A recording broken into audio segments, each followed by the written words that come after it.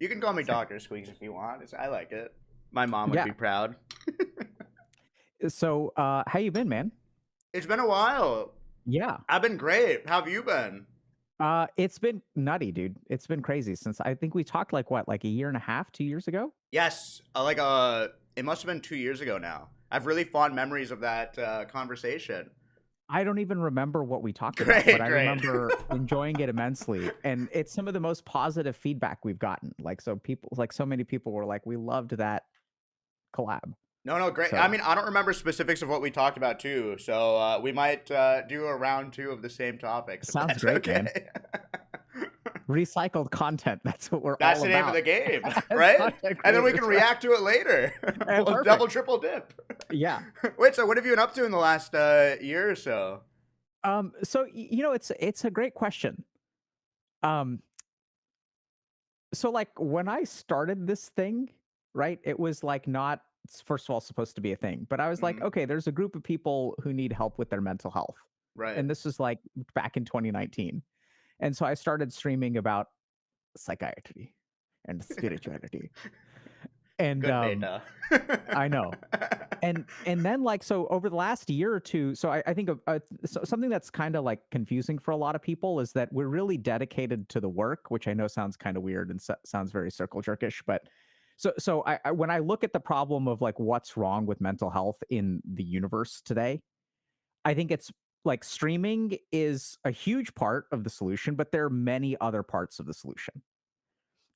So we've developed like certain programs and things like that to like help people with their lives. We've done so over the last 2 years, we've done a lot of advocacy work. Hmm. Went to Capitol Hill, went to the White House, I saw worked you guys were with at the UN, weren't you? not at the UN, but we've collabed with the UN before. Can I just stop you and say collab with the UN is a crazy sentence.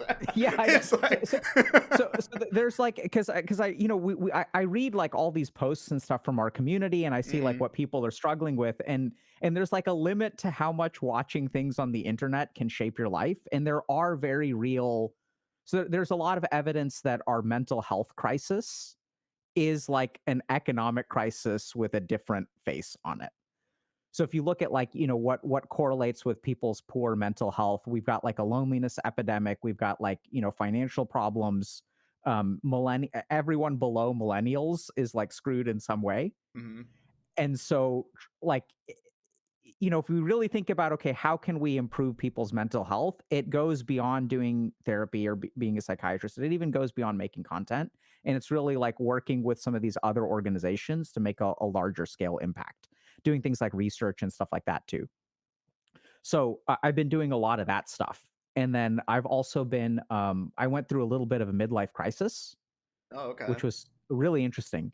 But then like sort of feel really good about it now. I think it's like a developmental stage, What was the which we result don't. of the midlife crisis, if you don't mind sharing? So I think I had kind of been spiritually coasting for many years. Mhm. So I went kind of hard into spirituality because I like I woke up one day and I was like, what the hell am I doing? Like, what is this? Sure.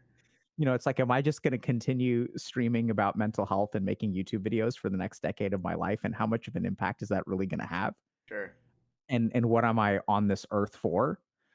We also, it's kind of interesting because we really do try to price our products and services to be available.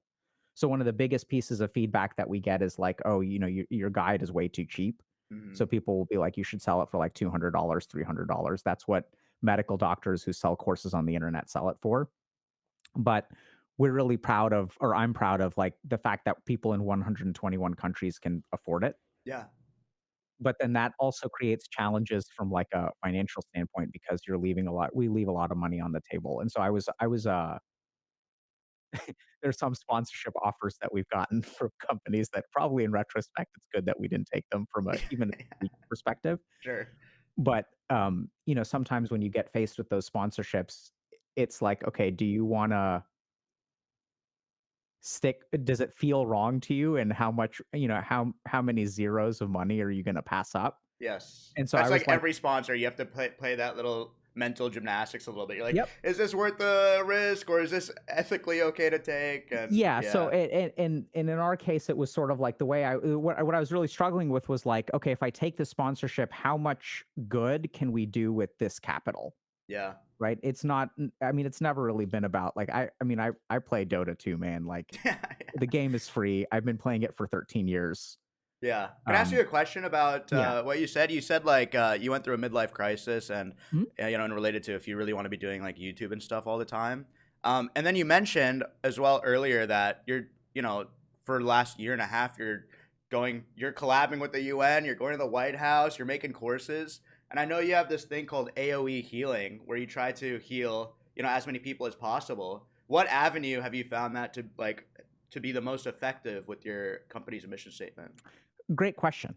So I think it's kind of weird, but one of the key things that I came away with is like focusing on efficacy is not the goal. I know it sounds so weird, but it's Sure. it's sort of like there's some balance of like, is it effective? So we went to Capitol Hill a couple of months ago and met with two senators' offices and three or four Congress person's offices. And so like, is that effective? Like, I don't know. So I think a Mhm. big part of that reframing was really thinking about, okay, what's the target we're shooting for? And what I sort of settled on is like we're going to try to just do random amounts of good in ways that feel good. And even if it isn't effective, because there are a lot of things that we do today that are not effective. Sure. You could argue that this stream is not the most effective use for solving the mental health You're crisis. kidding. That and also, that's okay. So Yeah. I think that's a big part of what I kind of worked through is like, okay, because then you start getting into metrics and it's like, how do I make the biggest impact? And it's like, you know what? Better people than me can save the world and make the biggest impact and you know, get into that. I'm going to do what feels good to me. I'm going to do what feels right to me. I'm going to do what feels fun to me. And like, I'm okay. I don't have to make the biggest impact. I want to make some impact and I want to help people. But I actually moved away from efficacy as like an outcome. Yeah. And not that we don't measure it in some way, but that's not like the North Star. I think a lot of the problems that I see with like startups today is that, impact is their North Star. And Yeah. then they end up making a lot of what I think are like uh maybe the right word is compromising decisions Sure. for the sake of their North Star. And they wind up in a place that is very different from where they started. Yeah. I mean, I remember I worked in like a lot of startups, and the one word that would really trigger me was scalability. Hmm. When we're talking about things like mental health, or we're talking about things that are artsy or creative, you almost don't want scalability. Like, you don't want to make the most of everything. You want to, like, you're saying you want to make the biggest impact, but that could be just impacting one person greatly. Like, what I'm trying to say is it's not about how many people you reach, but it's about what you reach them with. Like, like how deep can you go with your individual customers. So I feel like that's like a huge thing. Even with streaming, everyone's like, try to get as many viewers as you can, but it's like, how can you show more appreciation and really delve into your niche? That should be the question you're asking a little bit. So for any business, I feel like scalability is this ugly word that's like, let's just, and then you end up standing for nothing. Yeah, so I mean, I agree. I mean, I think scalability has has some value, but I think a Hmm. great example of that is like, so for years, people have been telling me like, oh, you should build an app and Yeah, like have yeah. some subscription based model, right? Join the enshittification of content and charge Right. people a monthly fee for things that they will never own and can be revoked because of some licensing agreements in the fine Yeah, print. let me just break my social media addiction by installing a new social media to help me break my So, social media addiction. and so we have a membership now, but for Mhm. many years, like the key thing was like people were telling me like sign up, start a Patreon and do this and do that, and I was like, but what do people get? Yeah, Right? Like it's not. I'm sure a subscription model makes us more money, but like just because it makes like, what do people get for that? And so we finally, it took us about 4.5 years, but there. And speaking of going deep, so there's a group of things that I wanted to talk about that would not perform well on the YouTube algorithm. And so that's where we started our memberships, where people basically now they vote on what they want me to talk about. oh, So like interesting. I'll prepare lectures that are determined by the members. And the really fun thing about that, so the other challenge that we ran into is that a lot of like the good work that we want to do, I think is contrary to metrics on the internet. So one thing that performs terribly is if I make a 5-part, let's say YouTube lecture series on emotions, Hmm. part number 1 will do great and each subsequent part will be like half as good and it'll kill Yeah. your channel because no one wants like everyone no one's going to stick around for part 5. But on the membership side it's completely different. So these are people who are invested in kind of long-term stuff. So it's really cool because for me it allows me to like go deeper into topics instead of saying staying on the surface. Yeah. And it feels a lot more like okay, you all get to choose. So we had a lecture this past week on soulmates, which is like a really fascinating topic. And that one may have done okay, but like we'll do like kind of advanced stuff, like weird stuff about spirituality, which is another big thing for me. Is like I had some I went hard into spirituality again for the first time. Like so for a couple of years I've been doing some pretty hardcore spiritual practice, and Hmm. that has completely changed my perspective. Oh, what practice? I started doing some more serious tantric practice, Hmm. and then a couple of other Kriya type practices. Oh, okay. And Can the you fun explain that for people who may not know? Sure, what do you know what that No. means? Okay, I wasn't I have you know, no we're both clue. brown. I know I am brown, but I'm So, not that brown, he unfortunately. here's the way I would explain it. So there's like, if you look at spiritual practices, Hmm. there's a range of things that are plausible to things that are or maybe scientific to esoteric is like there's like a spectrum, okay? So, if we look at something like mindfulness, which is not even meditation really. But mindfulness is like completely above board. There are tons of studies on it. Like, we don't really know exactly what it does or how it works, but it reduces depression, anxiety, narcissism by somewhere around 20%, improves focus, productivity. And then there's all this like weird stuff. So, when I started my meditative practice, I was very skeptical.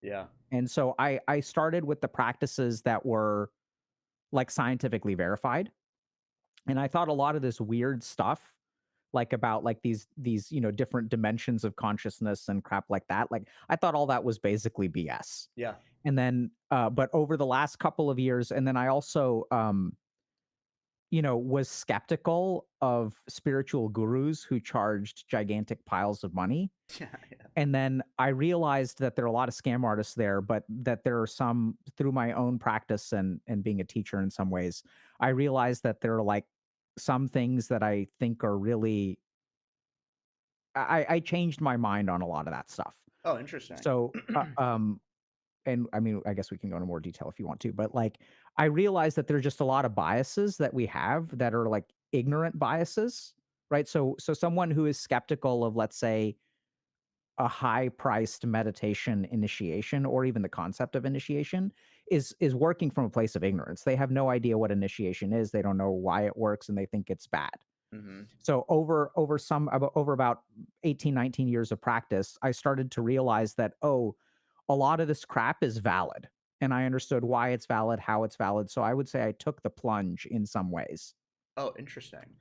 and did a couple of things that I had avoided, and I also realized that I had avoided those things out of essentially a certain degree of ego and ignorance, because I don't really know what it's like. I don't know. I'm just judging. If I Hmm. see a big price tag, I think that this person must be a scam artist. Um, and so I did a couple of those things, and it's been quite revolutionary. Wow. I mean I'm so curious on what those things were. Because Yeah, so we don't talk about it. I share your same skepticism on like the guru charging a lot of money. Because I feel like, Yeah. you grow up in India and you hear about these like gurus in villages who are just like basically taking advantage of poor people is how I used to see it. Where they would charge people at like basically all their money to reach some sort of enlightenment. I feel like that's antithetical to what enlightenment should represent. It's like it shouldn't be a cause and effect or input thing. It should be like a quiet solo work. Like enlightenment can't be sold. Is what my preconceived notion is. But maybe you know something. Maybe there's some practices that are legit. Yeah, so I think I think it's a very reasonable statement to make, but Hmm. I and this is gonna get weird, but That's okay. I think there are presumptions about the nature, like the metaphysics of enlightenment, that I think that we're missing a couple of things. So one good example of this is diksha, which means initiation. So people think that there is, like if I get initiated into a practice, and I versus I just like read a book about the practice or watch a video about the practice, those are qualitatively quite different. That's my Yes. view now. So to receive diksha from a guru, they basically impart, it's like they impart a portion of their spiritual energy into you, which is kind of like receiving a down payment for a house. Hmm. So it's like when your parents give you a down payment for a house, like it drastically changes the trajectory of your financial situation, right? So instead of like being starting in debt, and so the efficiency of the growth increases very rapidly when you receive diksha. Hmm. And so those kinds of concepts I didn't really understand very well until I started digging into it more and more and more. And then that begs the question, what does spiritual energy mean? So then that's a whole different conversation about understanding that the reason that meditation works for some people and doesn't work for other people is because of like this, basically the spiritual energy accumulation stat, which you can meditate and it can have some mental effects and some physiological effects, but there's a third dimension of like leveling up, which is really what matters for enlightenment. And Hmm. I would agree that enlightenment can't be bought or sold, but there are absolutely certain techniques and certain things that can increase your propensity for enlightenment. I believe that. So then, my question is, and sorry if you want to move on, I'm happy to move on as No, well. that's fine. But my question is, then why is there a price tag on it? Oh, what a great question. Like if it's so Yeah. revolutionary, it's like enlightenment is described as basically a fundamental, it's almost every human's journey, whether they know it Yeah. or not. So it's like, then why are people charging anything for it in the first place? Like distribution? So, no, that's a question that I can't confidently answer, Okay. but I have a couple of ideas. The first is that sometimes when they charge things, what they're charging for is essentially their time. So when you work with some gurus, they will do spiritual practices on your behalf. So it's basically like outsourcing a portion of your spiritual grinding. Wait, And then wait, so like it's like Bluetooth spiritualism? How does that work? That's pretty yes, crazy. yeah, I it's don't crazy, know. right? So Yeah. so if I were to ask you, Squeaks, if you want to imagine you wanted to like make a work of art, or you wanted to like have a garden, like you can outsource that labor, Hmm. and the outsourcing of spiritual labor I think is a possibility. So that's one piece of it. Okay.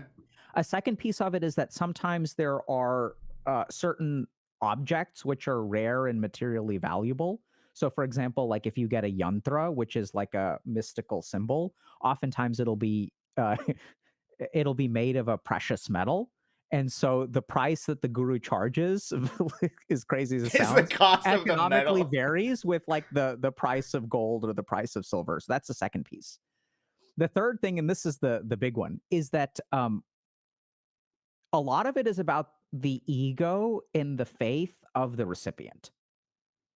So like Okay. when I let's say I have like $100, and Hmm. when I say to myself I'm going to spend $50 of my $100 on a spiritual thing, I think it changes something internally within me. Hmm. So I suspect that that is a big part of it. But why do they charge so much? I'm not sure.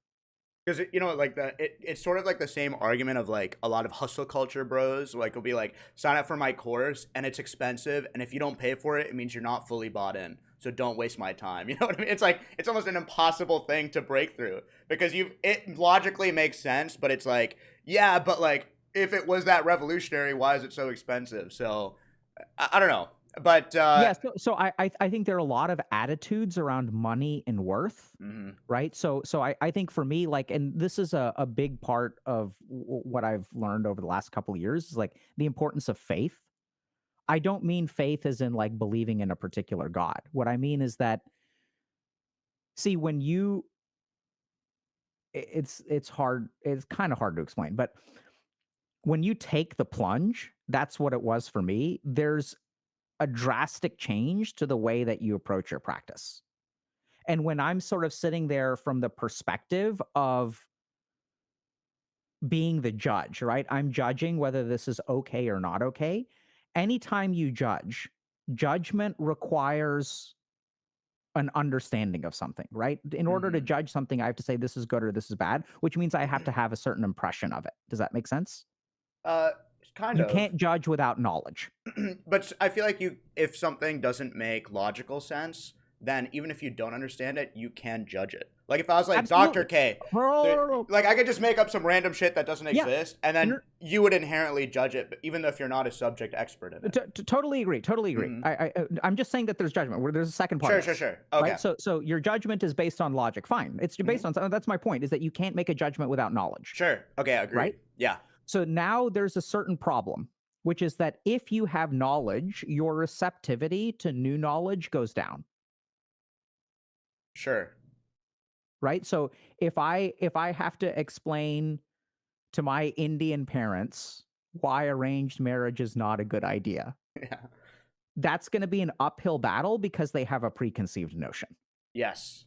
Does that make sense? Yes. So then, now here's the tricky thing. So if knowledge gets in the way of the acquisition of more knowledge, there's a really great analogy of this that's like an old meditation analogy about, there's a student who comes to his teacher and he's studied with like a lot of different people. And the teacher is trying to teach him stuff. And then the student is like, but this guy said this, and this guy said this, and this guy said this. And so the teacher says, bring me 2 cups, bring me a cup of water and a cup of milk. And he says, okay, now take the cup of milk and pour it into the cup of water. And the Hmm. student is like, that's not gonna work. And he's like, just do it. So he starts adding the milk and then everything overflows. And so the teacher's like, look, it's fine if you want to learn from me, but the first thing you've got to do is empty your cup, right? Remove your preconceived notions if you want to understand something. And that's absolutely true from like the hugest lesson. One of the biggest parts of psychiatry is being able to do that. When a patient walks into my office and says, hey, I'm suicidal, one of the hardest things to do is to remove all of my understanding of what life is, what's good about life, what's fun about life, Hmm. why life is worth living, and really try to understand this person's perspective. And the more that we have our own cognitive biases, the harder it is to learn. Sure. So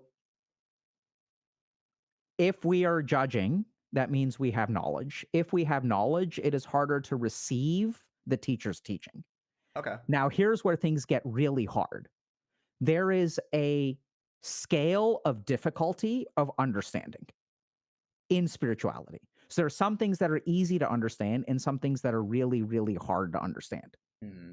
And the harder things to understand require a very empty cup. So if you want to understand, like, for example, the yeah, some of these weird esoteric concepts that don't make logical sense, Hmm. then you have to be as empty as possible. And to be as empty as possible, you have to have a lot of faith. So you're like you're moving in a direction without a knowledge of what you're going to gain. And this is where things become really difficult. The more logic you have, the more you have a preconceived notion, the harder it is to understand. So there's Hmm. something weird going on with faith where like the more faith you have and the more ignorant you have, the more you surrender, the easier it is to proceed along the spiritual path. The problem is that the more faith you have, the more you surrender, Hmm. the more ripe you are for plucking by abusive gurus, Yeah. Yeah. right? So that's what makes it really challenging. And I think that like the prerequisites to success are exactly the prerequisites to getting screwed. Hmm. And that's challenging for sure. Then how do you work on unknowledging? Is that something that's even achievable? Because I feel like this. 100%. Can you explain how that is? Like, do you have to go through exercises where you like? Because I feel like no matter how many spiritual practices you do, or no matter how much meditation or puja or whatever you do, you're still gonna have, no matter what, an unshakable inside voice that's like, this is bullshit. That you just No, you have, won't. and it's impossible to fight against. I don't think so. Okay. So like for example, like if you were to do so I think a key it's actually pretty simple. So the first thing is that a lot of these, what I like about this meditative tradition is it is practice focused and method focused. Mm-hmm. So when you, for example, when you get initiated into a mantra, you just chant the mantra, Yeah. right? So your teacher says, chant the mantra every day for like 1 year. And that voice will be there, doubting or whatever. But when you are actually chanting the mantra, the voice will go away because you're focused on chanting the mantra. Yeah. And then as you chant the mantra, the voice may crop up. Let's say it takes you 21 minutes to chant the mantra 108 times. The voice will crop up out of the other, outside of those 21 minutes, the voice will crop up and you learn to just ignore it. Sure. And then what happens is as you chant the mantra more and more and more, and as you gain experience, experience will come with knowledge, new knowledge, right? So as you do reps of something, as I play a video, I think, oh, this video game is shit. If I ignore that voice for some amount of time and I start to play the video game and I really just focus on playing the video game, Yeah. and focus is really important because if you don't have focus, what'll happen is while you are playing the video game, your mind will be making, there's a separate one, half of your mind is playing the video game, half of your mind is judging. Oh, Mm-hmm. this game is not as good as BG3. This game is not as good as Super Mario 64. This game is different from this. I wish it were like, wow, it needs to be this way. Yeah. So you're like constantly judging while you are engaged in an experience. Mm-hmm. This is also why dating is a mess. Mm-hmm. Because now, anytime you go on a date, someone is not with you, they're judging you constantly. Oh, Yeah. this Yeah. person could be this way. They could be this way. My ex is like this. I need my partner to be more like this. I need you to, how much money do you make? Like all, it's just constant judgment. Yeah. So you're not with someone, you're Sure. not with the experience. Yeah. So the more focused you are, like literally as you are one pointed, there is no space for judgment. Mm-hmm. And so all of that past knowledge starts to disappear while you are doing the practice. And then you will gain certain insights, which then will get you closer to hopefully truth. Yeah. I think I'm just bringing my own preconceived notions right now, Which is where which is and which I is can't, what and it's you like should do. unbreakable because I feel like I've tried a lot of meditation. I've tried like transcendental meditation, and I've tried like prayers and all of this stuff, and it feels really great for 30 minutes. And then you're out and about, and then all that stuff washes away. It's not. It feels very temporary in my experience. Have you had a Now, teacher?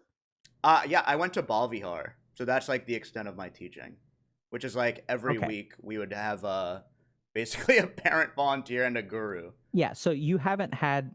What do you mean by guru? We would have someone like in our area who like was trained Okay. from India. And what is the frequency and duration of your meditation practice? So this was post when I was a kid. I used to meditate every day for 30 minutes. For how long? 30 minutes. For how many? How what a period of Oh, time? for 2 years. And so every day for 30 minutes. What kind of meditation? Well, I got into it by using one of those apps, but then I started Okay. doing it in silence. And then I tried doing transcendental meditation, where it's like you say, there's like this person who assigned me like a word, Yep. and it was like a very Silicon Valley esque. So then I tried that, and then yeah, and then I gave up on it. Okay. Yeah. So I'm not hearing that you had a good teacher. No, I did not have a good teacher. So I think your teacher needs to understand Jnana Yoga, Hmm. first of all, right? So I think the first thing. So this is what I mean. Maybe this is just I'm projecting a little bit here, but so Okay. the person who got me into meditation, it started with a 2-hour walk every day for 30 days. There was no meditating. He was just like asking me questions about things, and I would ask him questions. I would be Yeah. like, what's the fucking point? And he's like, what a great question. Right. And so what was really interesting is that like and then he did some weird Jedi mind trick where like I would ask him some question. And like, so on Monday, he'd give me some practice and he's like, try doing this thing. And then on Tuesday, I'd come with a question. He's like, okay, I understand your question. Just keep doing the practice. And then on Wednesday, I'd come back and I'd be like, oh, this is really interesting because this practice that I did, I discovered this. And he's like, is that your answer? And I was like, yeah, that was my answer. How the fuck, what is going on here? So Right. I think in your case, a big part of it is going to be, is not just meditating just for the fucking sake of it. It's like, what is the purpose of meditation for you? Why should you? There's no reason to meditate Hmm. for you. That's Oh, number one, okay, interesting. I right? never. Like, I mean, my understanding, like what was helpful for me was sitting in silence for 30 minutes. What's But helpful about that? it felt like I could file away my thoughts, where What does like that there, mean? because you know how like I don't know what this is gonna sound a little hocus pocus, but when I've noticed I'm walking in my daily life, there's sort of an underlying experiencer in my head. Okay. That's someone who's like, oh, like someone's in the elevator with me. I better stand a certain way. Or like something that's guiding my actions. And so there's like 1 degree of fogginess between what I'm doing and what's in my head. But when I started meditating, it felt like all of these prior things that I'm subconsciously thinking about, whether I recognize it or not, is filed away. So I'm just more comfortable being silent and being in the presence of other people. That was something that helped me when I'm quietly meditating. None of this like going and doing, making sure I get the sticker in my Bhavihar book to do like Trayambakam Yajamahe or whatever, like, but it was just being quiet for 30 minutes allowed my brain to like, have you ever like defragged your computer? That's sort of like the image I have where it's like, it's Okay. going through my disk and cleaning it up. Okay. So I'm confused. Hmm. So it sounded like the meditation was helpful for you. It was helpful for me, but then I realized when I don't meditate, like it's like that. And then when I stop, like a few days later, I have to like it wipes clean. Like I have to keep. It's like then that becomes part of my daily ritual. Um. And what do you think about that? How do you feel about that? Uh. It's good.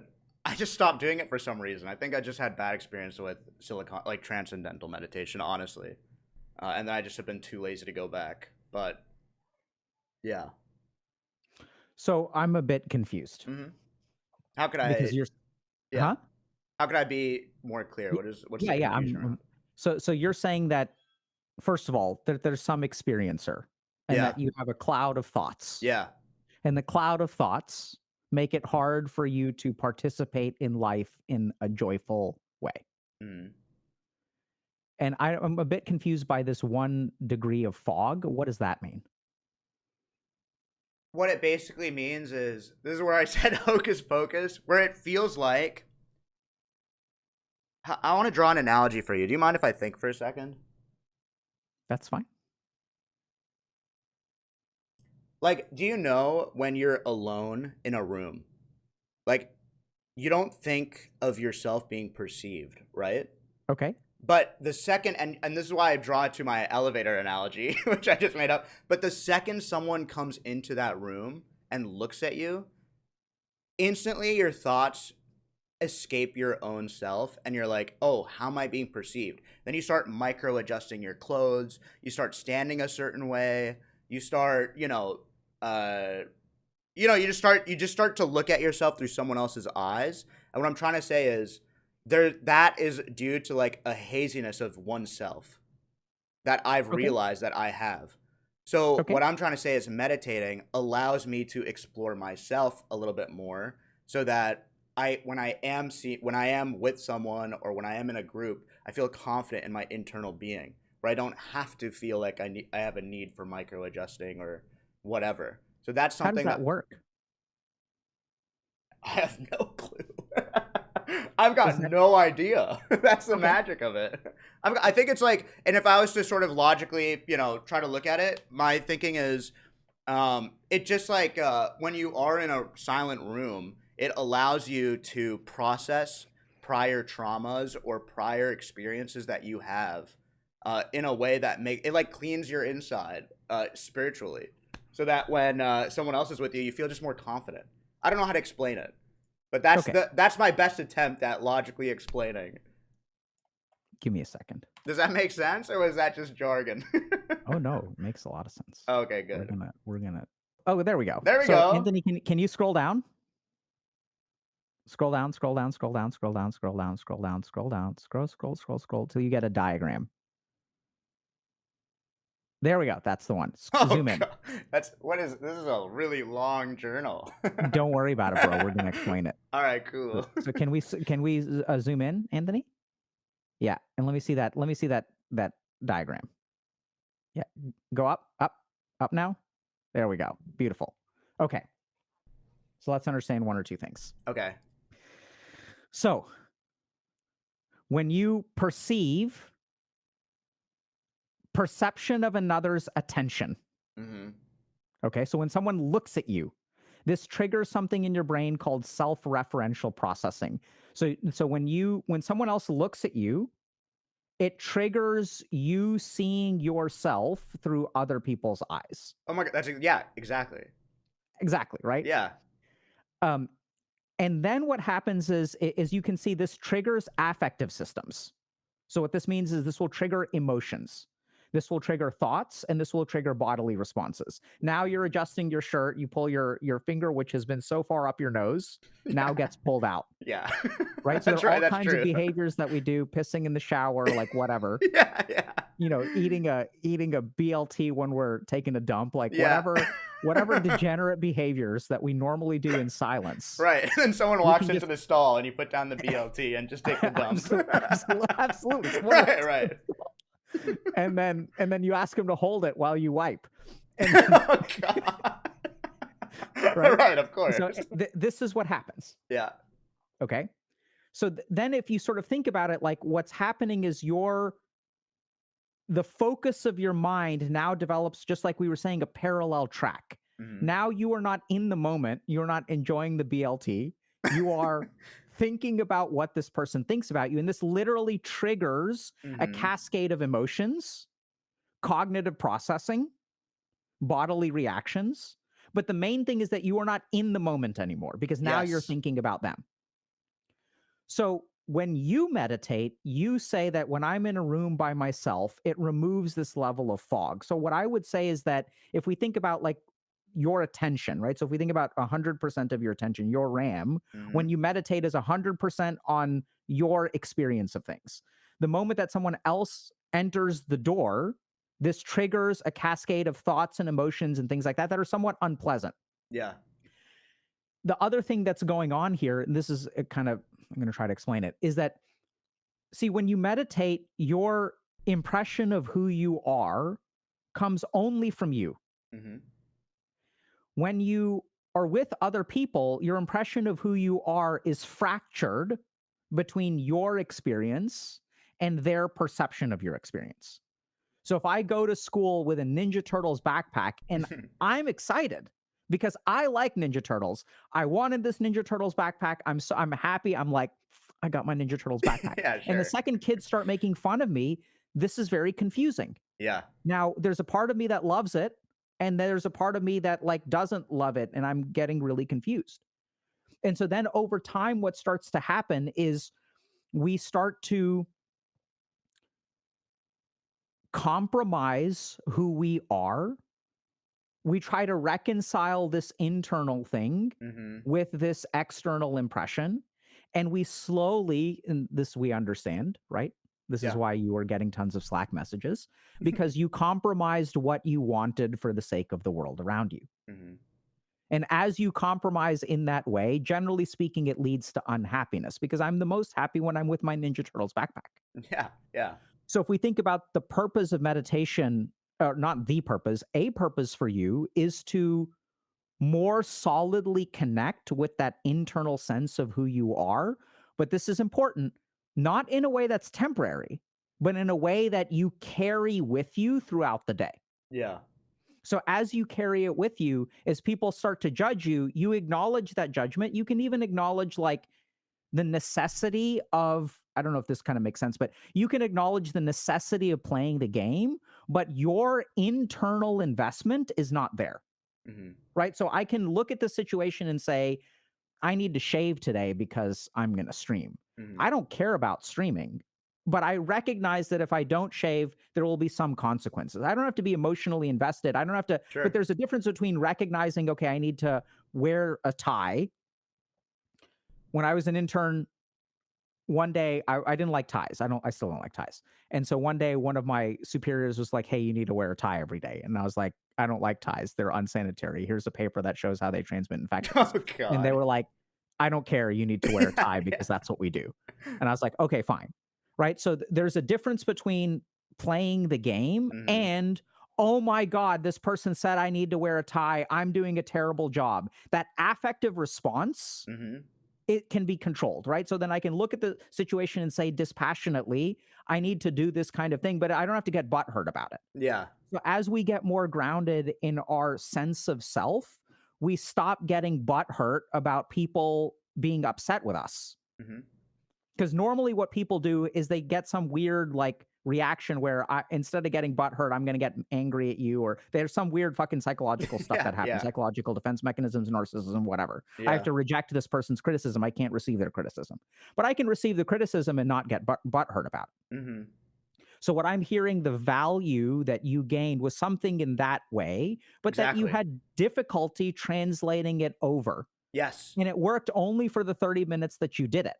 It worked for like in an hour. It was like, you know how like it was, there was like an afterglow period a little bit where I was like, Yeah. oh, I So feel so at peace and I feel good, and then I'll read some stupid shit and I'll be like, oh, I'm way back in my in my own self. so that's where I'd say that a targeted meditation practice that helps you discover your true nature Hmm. and or helps you find emptiness within you would help you way more than whatever you were doing. Yeah. Right? So I think the meditation in your case is, first of all, there's got to be more conversations like this where like someone is teaching you the value of what you're doing, and there's a lot more pieces to it. I'm kind of Yeah. speed running a little bit That's because fine. hey, it's you. That's me, a speedrunner. But then there's a lot more questions about, even why you should meditate. Like, what do Yeah. you want? Yes. Because meditation is ultimately a tool to help you understand yourself. And until there's like a goal that you're invested in, that once you figure out what the goal is, then you figure out the appropriate practice, and then you do it, and then hopefully you see the benefits of it.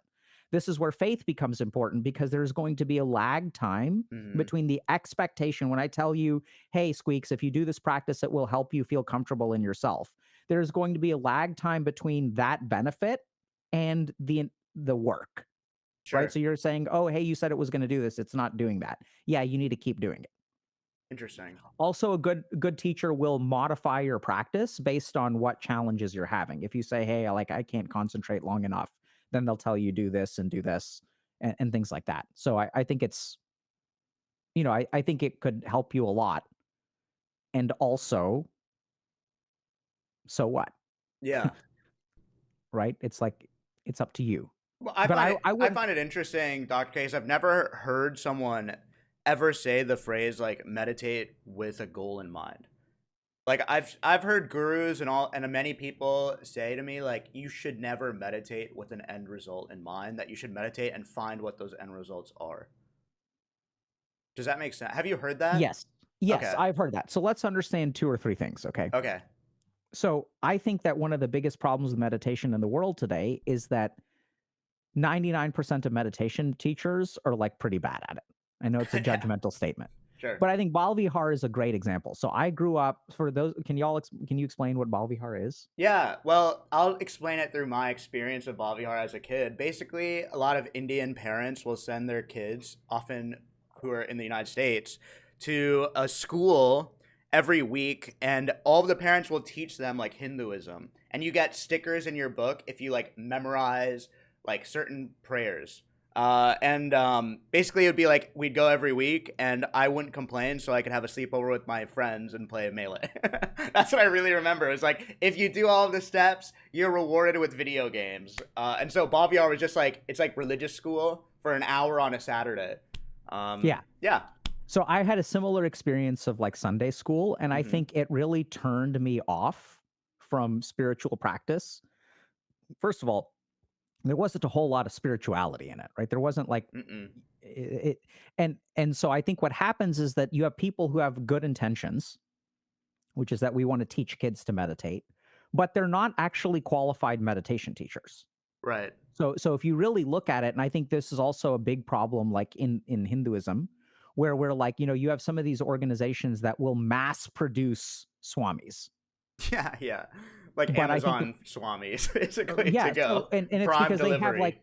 like a mission, which I'm not disagreeing with the mission. I think it's Yes. like if they're like, okay, we want to, help the world, so we're going to mass produce spiritual masters. Yeah. But I think if you look at the Zen tradition, it's 30 years of training and you don't even graduate at the end. Whether Mm-hmm. you graduate or not depends on your spiritual aptitude. And some people can be there for 7 years and they can graduate. Some people be there for 30 years and you don't graduate. So what we have in the world today is I pay money to become a certified meditation teacher. Mm-hmm. And after I pay my money and I show up to class for 12 weeks, no one is saying you have not attained the states of consciousness necessary to be a qualified teacher. I'm not giving you a certificate. No one does that. No. Yeah. So what's happening is that there's no measure of aptitude before someone becomes a meditation teacher. Yeah. So what that means is that a lot of people are teaching meditation without understanding some of the fundamentals, and this is where we get to some of this crap like this. Yeah. That statement is true. But I think it applies to a very small, this is what I was saying earlier about the value of faith. It took me 20 years to realize that and understand that. Sure. And what my experience with meditation teachers has heavily biased me, where I mean, this is not just meditation, right? So when I'm like teaching at medical students, I don't teach the same thing to every student. It's like if this person doesn't understand the difference between OCD and OCPD, I'm not going to give them the same platitudes that I would give someone who's trying to understand the difference between depression, depressive disorder, and bipolar disorder. Yeah. So there's what's happening is we are making cookie cutter meditation teachers who are inducted into certain techniques who don't know how to modify their teachings Yeah. based on what the pupil needs. And then when I hear something that's contrary to that, like a record play, I'm like, blah, blah, blah, that's wrong because a teacher once said it. But you're so right. It doesn't, it doesn't apply. Yeah. So then you're Yeah. going to develop a lot of attitudes toward meditation, which are logical. Yes. Yeah. Because when you have a bunch of, not crappy is not the right word, but non-aptitude based teachers, passion based teachers, dharmic teachers, Mm-hmm. amateurs, like fine, ton of experience. It's not that they can't teach everybody, but with the difference between, what makes a good teacher or a bad teacher is not that you can't teach. It's that who is the crappiest student in the class and how much are you able to elevate them? Yeah. It's so And funny. It reminds me of like an analogy of required reading growing up kind of ruins reading when you're older, where like they make you read the yeah, most boring shit ever. And then of course people don't want to read books because they associate it with like, tests and assignments and stuff. So it's very similar in that light. You have a bad experience with meditation because of a poor teaching, you'll always see it in a yeah. poor light. And I think if you went through some TM based whatever Silicon Valley thing, Yeah. like I think that. So I used to be a lot more negative towards TM than I am now, but I think Mm-hmm. TM is a really good example. And there's some weird metaphysical stuff going on there of Sure. like just generation after generation of imparting spiritual knowledge that I Mm-hmm. think has basically been watered down because that initial Shakti from Maharishi Mahesh Yogi to his initial disciples, Mm-hmm. it kind of wanes over time unless you like boost it up. So it's like I gave you a down payment, but unless you pay off the house and you sell it, you start earning rental income on it, you can't make the down payment for someone else. Yeah. So the down payment shrinks and shrinks and shrinks and shrinks. That's my understanding of it. Yeah. No, I mean, even in the context of like doing it through Silicon Valley or work, it just perverts the meaning behind all of the meditation, in my opinion. But Sure. yeah. I mean, I think that's a valid opinion. Yeah. Okay. Well, I would hope to change gears if you're okay. Yeah. I did reach out to you to talk to you specifically about racism, Okay. South Asian racism on the internet being normalized. And I did Okay. want to ask you your experience. Have you seen that trend, or is that something that I'm just making up? Like, because we're completely on opposite spectrums of content creation, and so I'm curious what your experience has been on things like Twitter or or I don't whatever. use Twitter. Oh shit, that solves the problem. And just like that, thanks for the episode. That's the end of the episode. But I mean, I think like what's been your experience? Like what difference does it make what my experience is? Well, because I'm curious to see if this is just something that lives in a silo or that affects someone like you who may be a little less connected on social media. And if not, that's interesting to me as well. Because I know like my experience has been like in the past year specifically, uh, like Twitter has been so anti-Indian without any pushback. And I feel like I'm walking on this balance beam of I don't want to seem like I don't want to go on one side where I'm like, I feel what I'm basically saying is I'm pulled in two directions. One is like you have a responsibility to say something about it, and the other side is you don't want to be seen as like social justice warrior squeaks, like sensitive squeaks. So like that's sort of the balance beam that I feel like I'm walking across. So I thought what a great opportunity to talk to another fellow Indian about what their experience would be and how to tackle Yeah, that. so tell me what have you seen on the internet recently?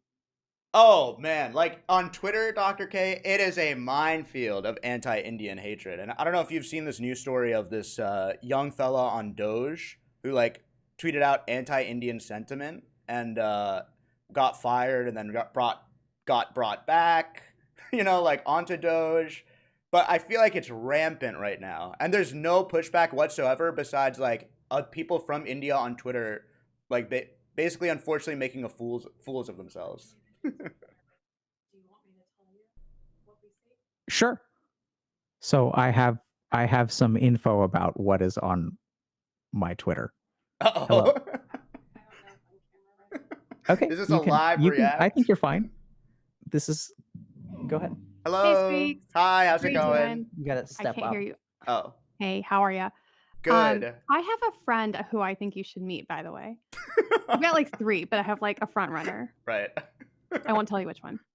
I think I manage our socials, well, not super actively, but I would say it's less than 1%. But whenever there's like one piece of venom on the internet, that will catch. Mhm. But it's not like they're talking to us a lot of times. They're just talking ugh, into the void, and then there's like, I don't know, the bottom feeders that like to catch that. But it's so easy to just be like, I don't know that I care for your opinion. You Right. know, I've never seen a comment from someone whose opinion that I really care about where I'm like, "Oh, sucks to suck." Hmm. I It's mean, I, can, I did want to say. Now I can't hear anything. Oh, okay. Now we this can is talk hilarious. shit. No. Well, I would just like I imagine what it's like to be a young Indian person on the internet. And I remember back in the day, like you wouldn't reveal that you are Indian on the Yeah, internet because you'd just be barraged by hateful messages. But yeah, now, I imagine what it would be like if I was young and reading these comments without any pushback and with like thousands upon thousands of likes. So I sort of yeah. feel like, yeah, I discount these losers' opinions, but I feel an obligation to be like, what they're saying is not right, So that's sort of like the balance that I'm trying to walk across, where it's like I want to be a voice, but I don't want to overstay my welcome, if that makes sense. I I don't think I agree with you. It's Mm-hmm. not right, but like so much of like what's going on now, I feel like if you're attractive, Mm-hmm. you know what I mean? You don't see a lot of the worst of it. But I feel like for those that are unattractive, and I just Right, right, it right. boils down to sucks to suck, honestly. But Yeah. like it's just worse for folks who are not conventionally attractive. I think whether you're Indian or whatever. Yeah. Um, but I see unattractive Indian people have it way worse than Yeah. unattractive other people. Yeah. No, all of us here, we're hot as hell. So we don't have anything. So hot. Yeah. I told you. I told you I could have Squeex if I wanted. Okay. That's a conversation for a different day. Wait, so can It's because you called me old. I'm Oh, not drama. Okay. How does that make you feel, Dr. K? It makes me feel alive. Yeah, okay, good. No, well, And basically, what we were saying ma- is like the experience that like, do you feel pressure to like if you see something about the group that you're from, do you feel pressure to like stand up and say, like, you guys are cringe and that's bad, or not so much? No, I do not feel pressure. Can you explain why?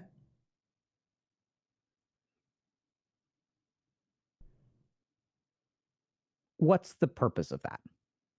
The purpose for that is for like if another Indian person is watching or in your audience, they would at least I would hope that the streamer I watch who we'd go to the same Indian parties or in the same WhatsApp groups and be like, what is being said is not normal, and like let's not pretend like these stereotypes are harmful and they're bad and they're cringe.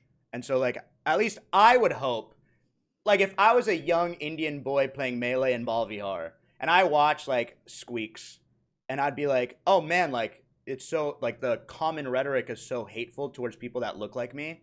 At least I can look to Squeex to say that, chastise that's wrong. Because I feel like the silence is like it's almost like it's so weird. Um, Yeah. So what? like even political discourse talk. Okay, like I'm talking about some fellow streamers on this website. They will say things that are so like regressive, and I don't even get political ever on my stream, but even I am like itching. I'm like, is no one gonna say anything about this shit? Don't we? Isn't there a responsibility from one of us to be like, this guy's a dumbass, you know? And what happens when you do that? Then people, I feel like, can sigh. Then people are like, oh, thank God, like someone said that, because otherwise, like I feel like everyone's such a coward. Um, I feel like it's an act of cowardice where like people are looking at their wallet instead of their heart. Sorry to be cringe, but like No, no. it's So not even beneficial to a stream. But it's like someone will spread like some really hurtful, hateful stuff, and everyone will just be like, "Oh, like that's just the name of the game. It's rage bait. He's doing well, view count wise," and it's like, is no one gonna be like, "This guy's an idiot"? but when you say this guy is an idiot, what does this person do? What does the person that you're addressing do? He What goes, what they just go, "Ah, like that's crazy." Nothing. But maybe they're more thoughtful because otherwise they have no pushback whatsoever. so I think there's absolutely so a couple of I don't know exactly what you and Gruthi talked about, but a couple of a couple of things that I would just start with. So the first is Okay. that I think that intolerance in general is being selected for on Yeah. the internet. Right? So like it's just being selected for. So is anti-Indian or anti-South Asian hate increasing? Yes. Is anti-Jew hate increasing? Yes. Is anti-white male hate increasing? Absolutely. Yeah. Is anti-Christian sentiment increasing? Absolutely. Is anti-liberal sentiment increasing? Yes. Is anti-conservative sentiment increasing? Yes. Right? Like straight people feel persecuted, gay people feel persecuted, bi people feel persecuted the most because the gay people that they try to date are really upset that they're, I've seen this firsthand. So I think just intolerance on the whole is increasing. Sure, but I would say the intolerance isn't equal. I feel like a lot of people who victimize themselves is a response to other people actually being victims. Like for example, like straight, like do you Sure. remember like people would say all lives matter in response to Black Lives Matter. You can say, oh look, there's intolerance towards other people, but it's not. What I'm trying to say is inequality shouldn't be a catch-all term for everybody. Like there are certain people I, who are I- I'm persecuted I'm more I'm than. I'm not saying that it's equal. I'm Oh, just okay. saying that intolerance on the whole is rising, Sure. right? So it is a global thing. Yeah, I Now, agree and I with like that. I'm all for I I mean, I don't know if I'm about to step into politically hot water here, but I think like when we say save the rainforest, Hmm. it's not like we're saying screw all the other trees. It's that Yeah. this particular set of trees Right. is being destroyed at a rate that is greater than the other trees. To save the rainforest is what about not all rainforests? Right. So save Right. all trees, like which I think is a good sentiment. Yes. And I think Yes. part of the reason that all lives matter sentiment is so big Hmm. is because we don't acknowledge a lot of the hardships that majorities oftentimes face, right? So and this is where the inequality piece comes in, but you say these people get screwed more than those people. I don't That's really hard. It's a really hard stance to take. Like just because more people get diagnosed with breast cancer than testicular cancer Hmm. doesn't mean that we should screw all the people with testicular cancer, right? Like they deserve care too. There's a certain, and I have no, I personally, I have no idea how to measure or quantify the degree of inequality, Yeah. Well, I mean, right? So, I feel like there has to be sort of a judgment call though. Like I'm saying, like some okay, people literally fine. can't get like healthcare. So, Like. And how do you make what are the variables that go into that judgment? Who's elected into office? Okay. What else? And how Public do you like sentiment. what's the equation? Public sentiment plus who's elected Who's into hold on, how do you office, define public sentiment? like who people vote for. Okay. Yeah. So you're using voting in one country, Hmm. and what else is a variable in the equation? Um, laws being passed. Okay. What about Twitter posts? Twitter posts. Yeah, Twitter posts. If there's no Which Twitter pushback, posts? like people Right. people who are being like hurtful to any group. Right. So how do you quantify how do you know which group gets the most hate on Twitter? And then do you also include Reddit? Do you also include Yeah. Instagram? How do you quantify those things? What shows up on my feed, I guess. But I feel like it's a very common thing. Like I don't Hold think on. it's. This is exactly the problem. Right? So I think there's data to support this that Mhm. I think we're not living in the same world. That's why intolerance is increasing because no one is living with the same set of information. Like everyone is living with their personally constructed. So this is a huge problem. Like, this is why the Mhm. world is going to hell. We all have a cognitive bias. We all have a tendency towards narcissism. Mhm. Now what's happened is that the external world used to be the same. And the only reason that we disagree, so like let's say you and I are roommates, and I'm like, hey, Squeex, you need to do the dishes more. And you're like, I do dishes more than 50% of the time. Yeah. The dishes in the sink are a fixed variable that both of us are there's one reality, but there's different cognitions that shape that reality. Now even the sensory input that people are getting is drastically different. Mhm. You asked me a question, hey, are you seeing a bunch of anti South Asian hate on Twitter? And I was like, I don't use Twitter. So Yeah, now we've got base. not only do we have a Right. fractured Right. reality plus cognitive bias, Mhm. plus a internet that selects for emotional and engagement, not truth, not equality. I just feel like people This, don't have that savviness. I think people are on Twitter and people are seeing it because what's pushed to the top is intolerance. yeah, So right? Because that's where my dilemma starts. sure. So you asked me a question. I think your original question was, I forget what your original question was, It was or basically like, have you seen a rise yeah. in South So Asian so I hate? think intolerance on the whole is increasing. Hmm. I'm sure that there is some way of measuring the degree of inequality that people face.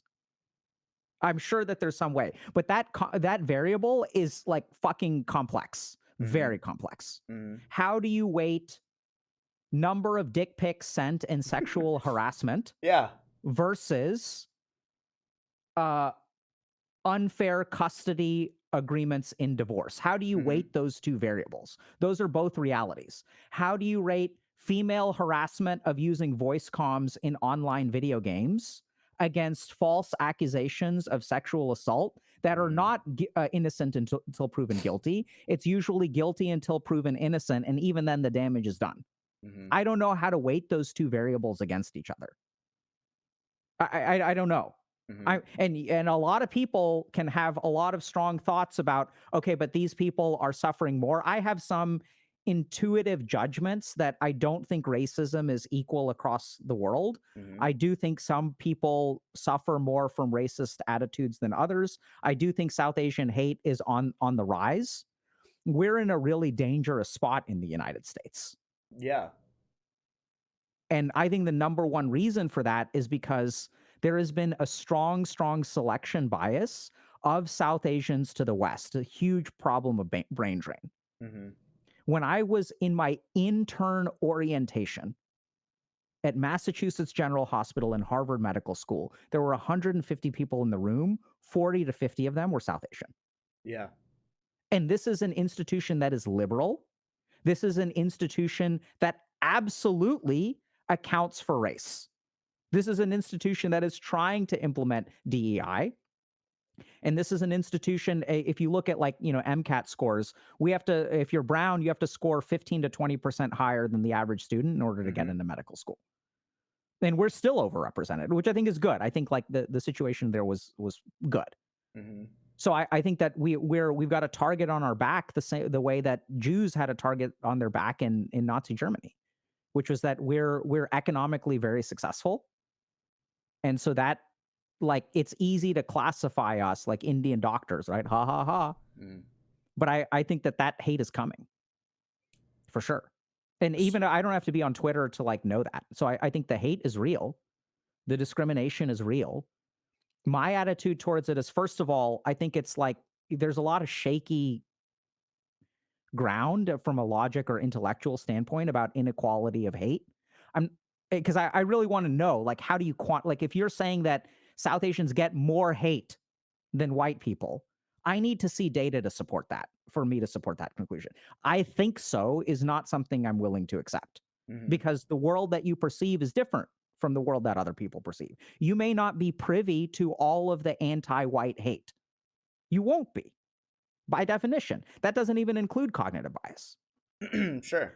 So now this goes back to your original question of like, do I feel motivated to act and defend? No, because I think that doesn't solve the problem. I think that makes the problem worse, usually. I'm not saying that there isn't a role of activism or there Mhm. isn't a role. I'm glad that people do that. And I am the beneficiary of people who advocate on my behalf. So I had a friend growing up. And then we sort of well, not parted ways. We went down different paths. We were like friends in like middle school and high school. And then he sort of went like the activist route. And then I went the yoga route. Mhm.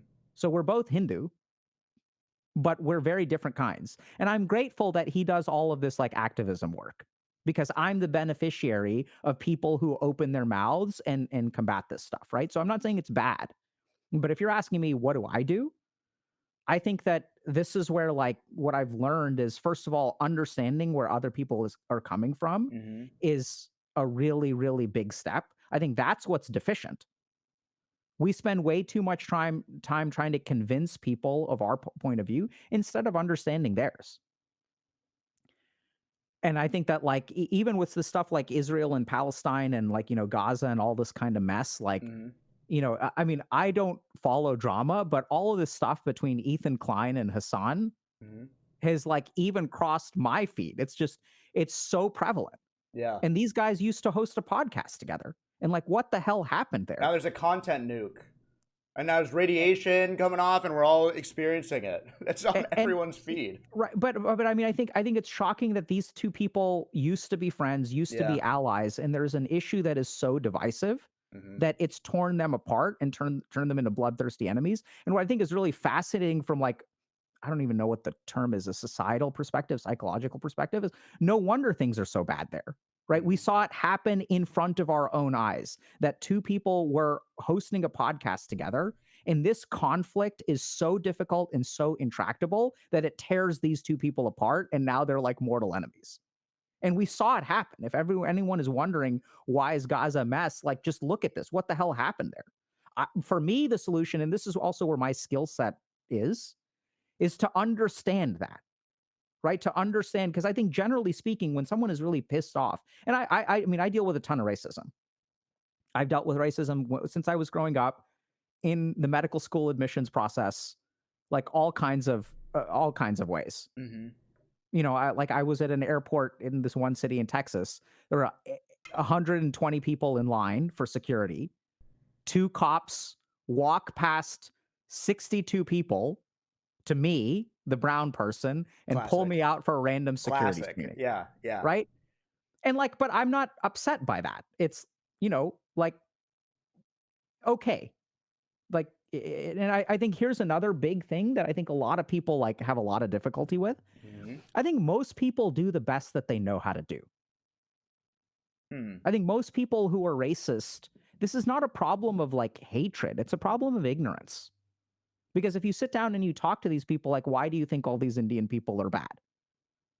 Like what's wrong? Like, I mean, I've had people, there's different kinds of racism. So South Asians also receive like model minority racism, where Mhm. it's like Asian kids are good at math. So if you're the one kid, not the one kid, if you're one of the 50% of the population who's not good at math, you get judged incredibly harshly, Yeah. True. right? Yeah. And And I mean, we joke about it, but at the very beginning, you're like, you can call me Dr. Squeex. Everyone makes memes about how we're the same person. Yeah. But there's an undercurrent of truth there where there's some subconscious assignment to value that I went to Harvard Medical School and you didn't. Like, it's Yeah. nuts. Yeah. It's crazy.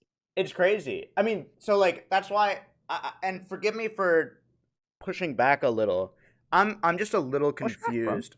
I'm a little confused on some of what you've said, specifically like. So you started off by saying that you know, first you're not going to accept that there's a rise of inequality without data. That you also have to look at, different other groups and stuff like that, which is fair and I can accept that. But what I'm confused is then later you acknowledge there is a rise of intolerance and then you say we shouldn't do anything because No, I uh didn't say we shouldn't do anything. but or like you feel no obligation to speak out, or can you help Yeah, me sure. understand? Oh, no, so we got to be precise with our Yeah, I language. want to be. That's You why I don't just want you to just miss. said, I don't want to yeah. mischaracterize what you're saying. So so So so so correct so I me. didn't say we shouldn't do anything. I'm doing a lot. Okay. But I'm just not doing what you asked for. Do you think you should do this thing, which is speak out against them? I don't. I have not seen that to be the most effective tool at my disposal, so Okay. I don't do that. Because Okay. I think generally speaking, when someone comes at you with a racist remark or calling, like, people fucking call each other out all the time. Like, Yeah. this Yeah. person is calling out this person. It's not clear to me that that has any positive effect. So then, what does have a positive effect? Like, what have you found to be a net positive? So let me think. Can I think for a second? Of course.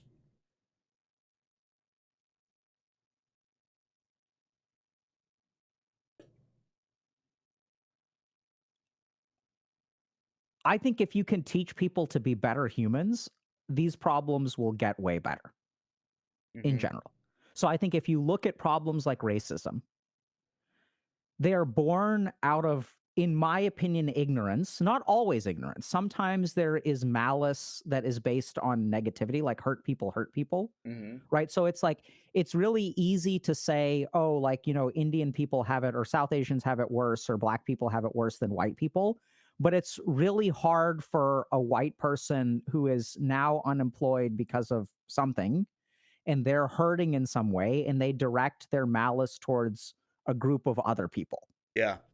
And I think we see this a lot with like the DEI stuff, right? So and I think it's scary. The results of this election, I think, speak to a silent majority, which Mm-hmm. I saw back in 2016, by the way, Mm-hmm. that there's a group of people who are not are being like not being given the opportunity to air their grievances.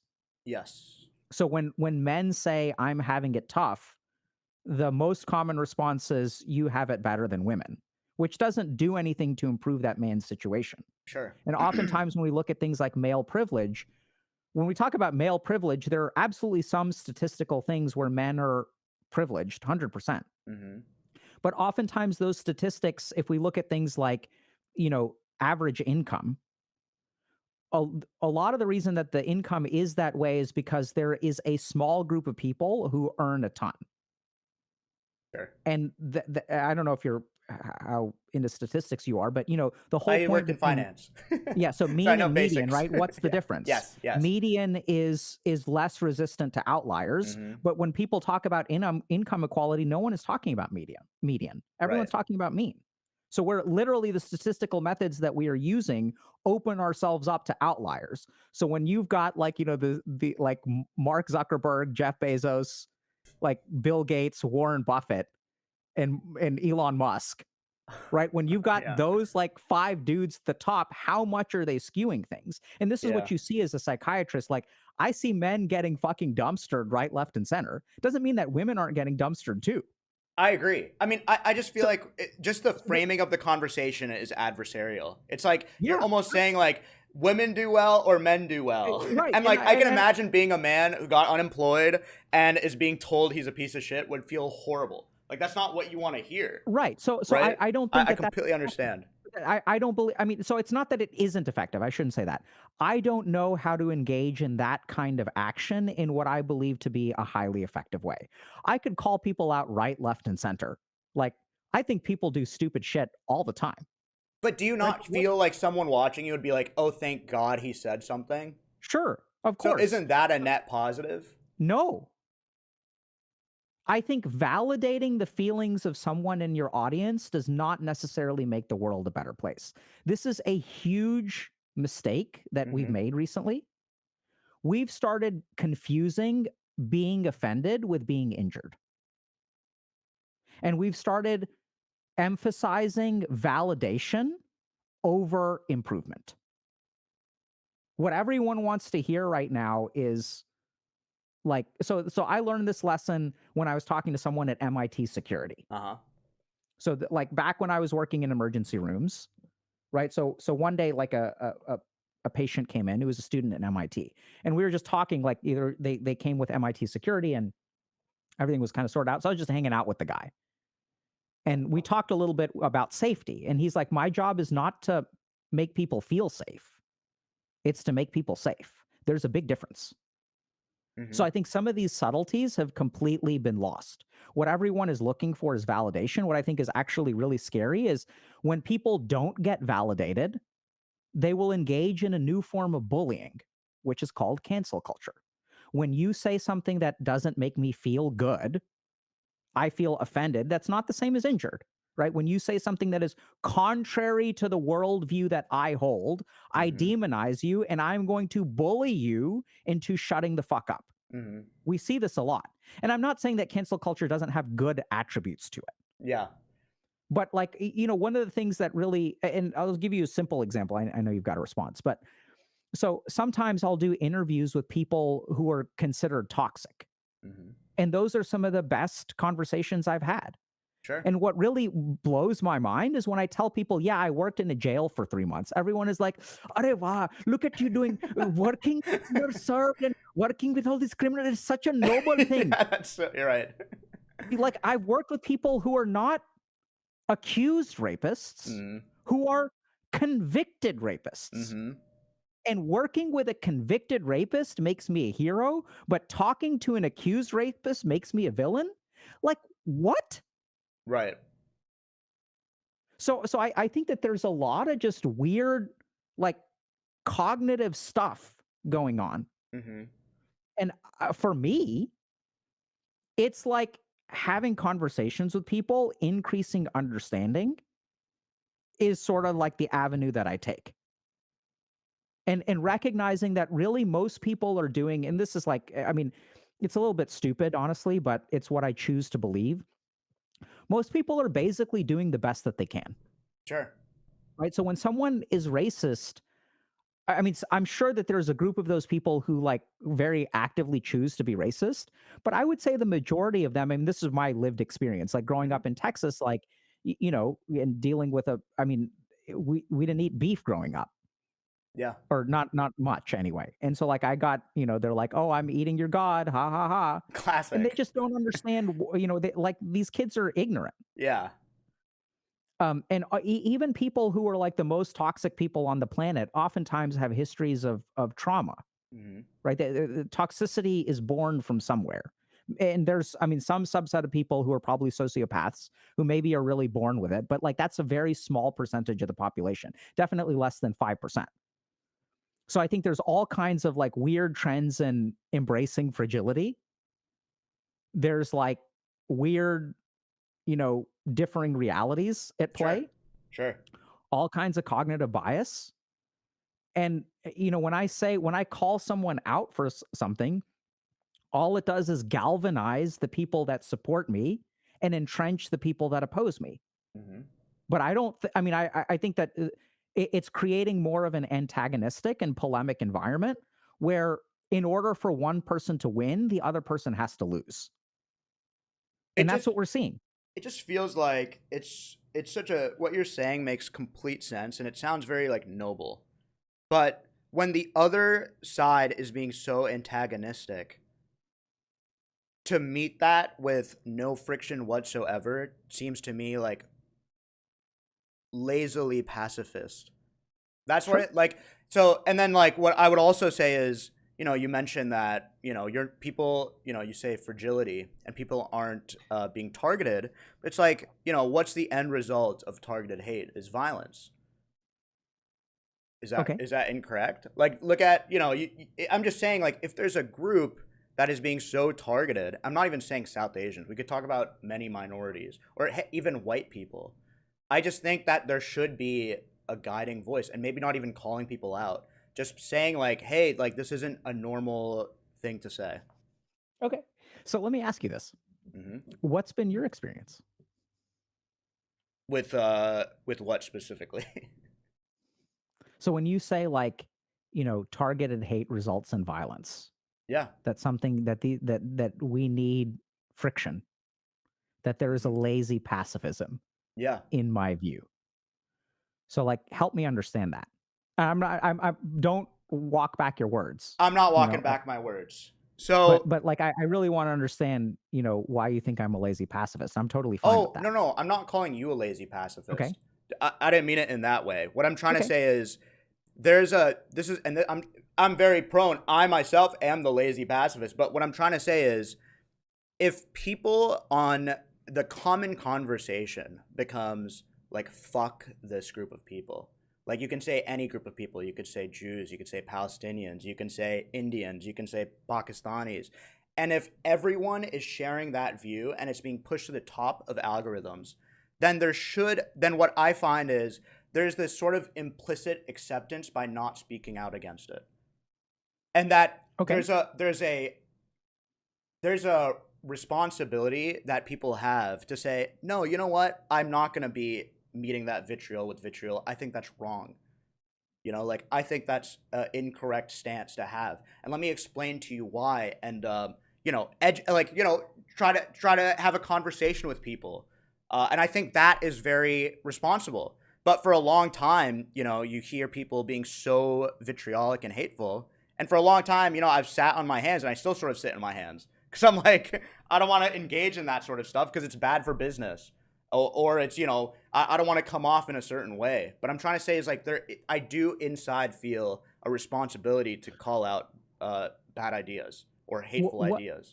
what happened, Squeaks, in your life that triggered the desire for this conversation? Nothing specifically targeted towards me, funny enough. It's just the what happened is I just remember what it's like to be a kid and seeing an injustice that adults aren't talking about. But it's funny. It's crazy. I feel I haven't been targeted at all. At all. Like, I am not the victim in this whatsoever. But I do feel there is a targeting towards South Asian people. And so I feel like, inside I'm, you know, 40% South, 40% Indian, and 60% speedrunner. But that 40% is like ringing the bell. Like, you can't let them say this to you. Like, you can't let them say this to your group. What makes you feel that way? I'm not sure. I'm not sure. What was the when you say you said something about, people standing by while injustice was being done? hmm Is that something that you experienced? Like personally, not really. But I see it on the internet. And what bothers you about that? What bothers me is that it feels like it's changing how people talk about topics, and I feel like that can often lead to just a more like hateful society. And I think that's like the injustice that I'm talking about. Like it just doesn't sit with me right. What bothers you about it?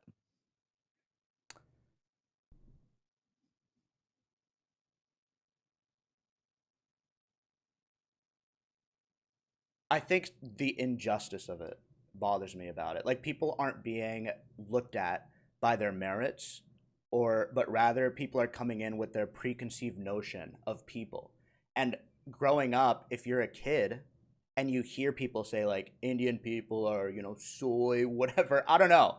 obviously it doesn't affect me, but for the kid that hears that, it will almost make sure they turn out to be a loser. It's like a self-fulfilling prophecy. If everyone in their life is like, you're a fucking dweeb, you're a, whatever, Indian people work in the telemarket, whatever. What I'm trying to say is like, I want to, for that kid listening, to be like, that's not true. You can be awesome. Bindis are awesome. Diwali is better than Christmas. Like, I want to just be like the voice of people being like, have your dal chawal. It's cooler than a ham sandwich, like, but you don't hear that voice on the internet. And so that's sort of where I come from, if that makes sense. Why don't you hear that voice on the internet? No Browns. I think there's a lot of people. It's like I'll draw an analogy if you don't mind. Let me know if it's too contrived. But Okay. I used to work in investment banking, and Hmm. there was a lot of men, a lot of like classic banking men, and the women that would be promoted were like trying to fit the mold of a man. Like it was like, look, we have very masculine women because that's the traits that we select for. In the same way with streaming, what I've realized is a lot of the traits that are selected are very cookie cutter, are very like, so like a lot of Indian people often can't succeed because of their brownness. Like, and and I hate to this is just absolutely anecdotal, but it's just like a lot of Indian streamers, Dr. K, in the past would not use face cams because there was a fear of what people would say because they're brown, and I think that's bullshit, and that pisses me off because being Indian's awesome. How has being Indian affected you? Uh, in massive ways. Like I feel like I grew up with extremely rich culture. I'm very close to my family. I'm just a regular Desi boy. I grew up in Mumbai. I love Bollywood. I love the music, the food, and I want to share it with people. Um, and so like I don't know, like for I have a Ludwig and Pokey. We watched Kabhi Khushi Kabhi Gum. It was a dream come true, and I imagine being a young brown Indian Squeex being like, bro, Pokemon and Ludwig watching Kabhi Khushi Kabhi Gum is mind boggling. So like I just imagine like stuff that I do to introduce Indian culture to the wider uh, arena of streamers is so it's very fulfilling. So when I see hate for the same minority of Indian cultures, I feel like if I'm here to celebrate all the great parts, I have to call out some of the bullshit too. Um, Why don't you? oh, I do, Okay. I do, And but what do you say? it's like if some streamer or someone says some stupid shit, or if I read something on the internet, I'm like, I get involved. And how do you do that? Oh, I call them a fucking idiot. Is that really along the lines of what you say? Yeah, yeah, pretty much. I mean, help me understand the connection between being an investment banker and being brown. Oh, well, I wasn't making the direct connection. I was just saying, like, in the No, same no, I way. know.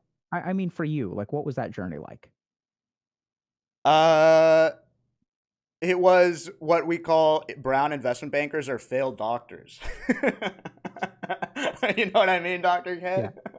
K? We call them second string. No, it was like uh, I think a lot of Indian culture focuses on hard work, and almost like the way I describe it to my friends is like there's a suffer currency in terms of employment where it's like if you really hate your job and you're suffering, a lot of Indian people would be like, yeah, that's the cost of it. Like that's so good.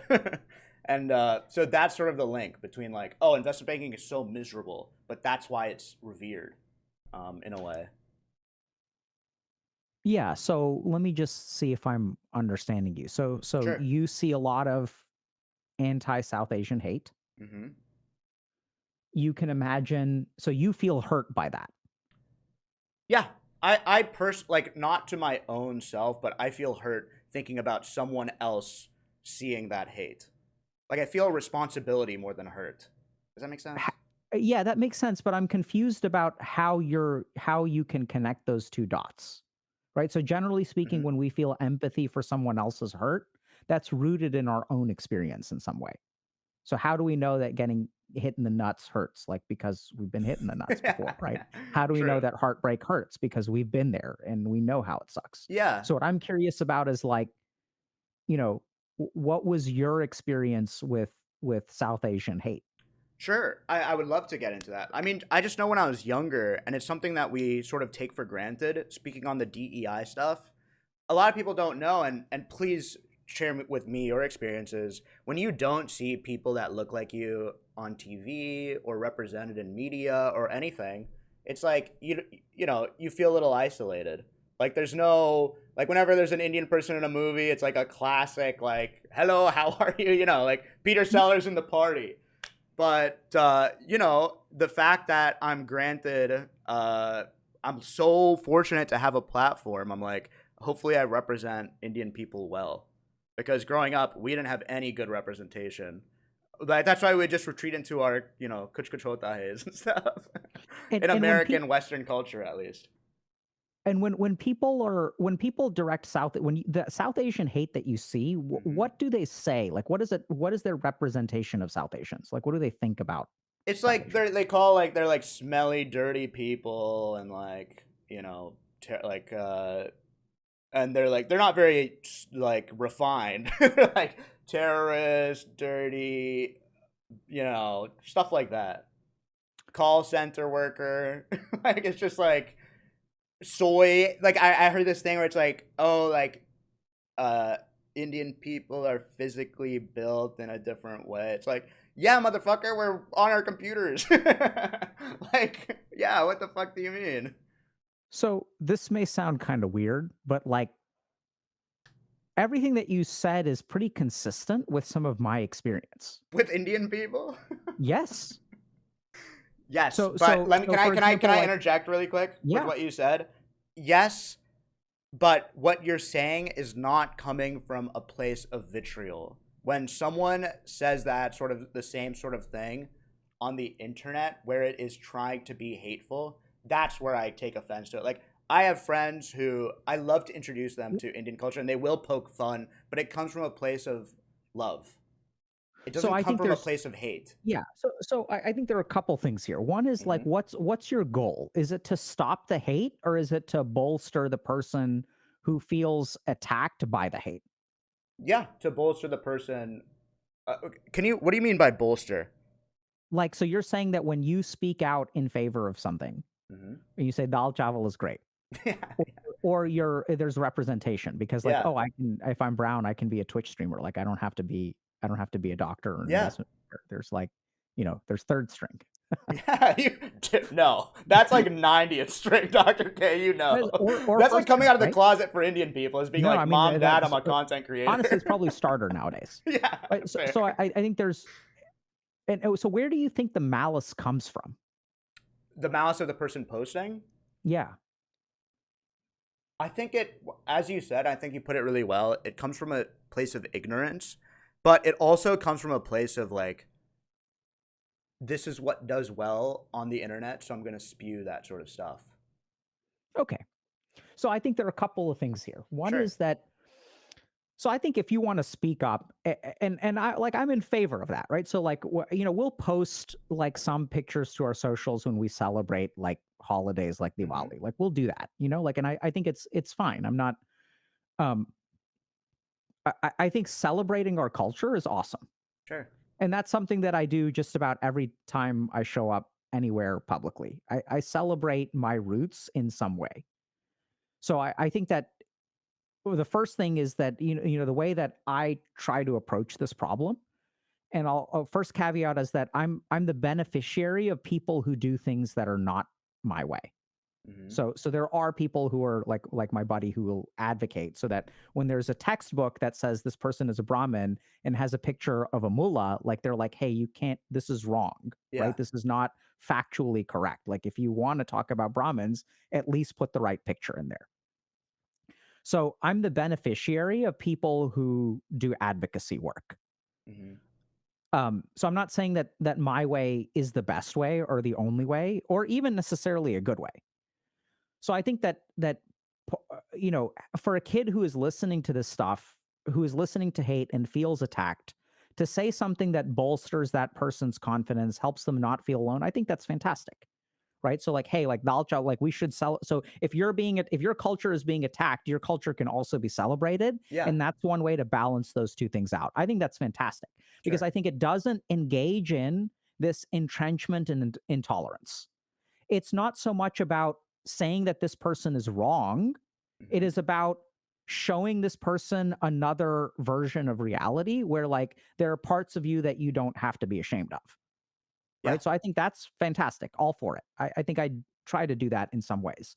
So speaking of representation, right? So that's where like I mean that's something I take very seriously about.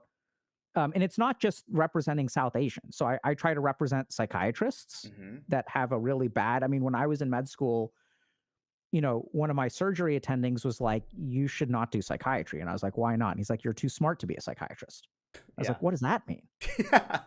Right. You want Right? to select for dumb psychiatrists? It's crazy. So I try to be a representative of the things that I believe in, which is being South Asian, which is being a man, Hmm. which is being someone who is spiritual or religious, which like I think it's totally fine. There's a rise of atheism, but there's also, I mean, I think that's a good thing, Yeah. but there's also a rise of anti-religiosity, Hmm. specifically in academic institutions. So if you're like religious, you're looked down upon in higher levels of academia because you're like, and because that's religious people have gotten the have formed an association of being stupid and anti-science. Like those Yeah. two things have been associated.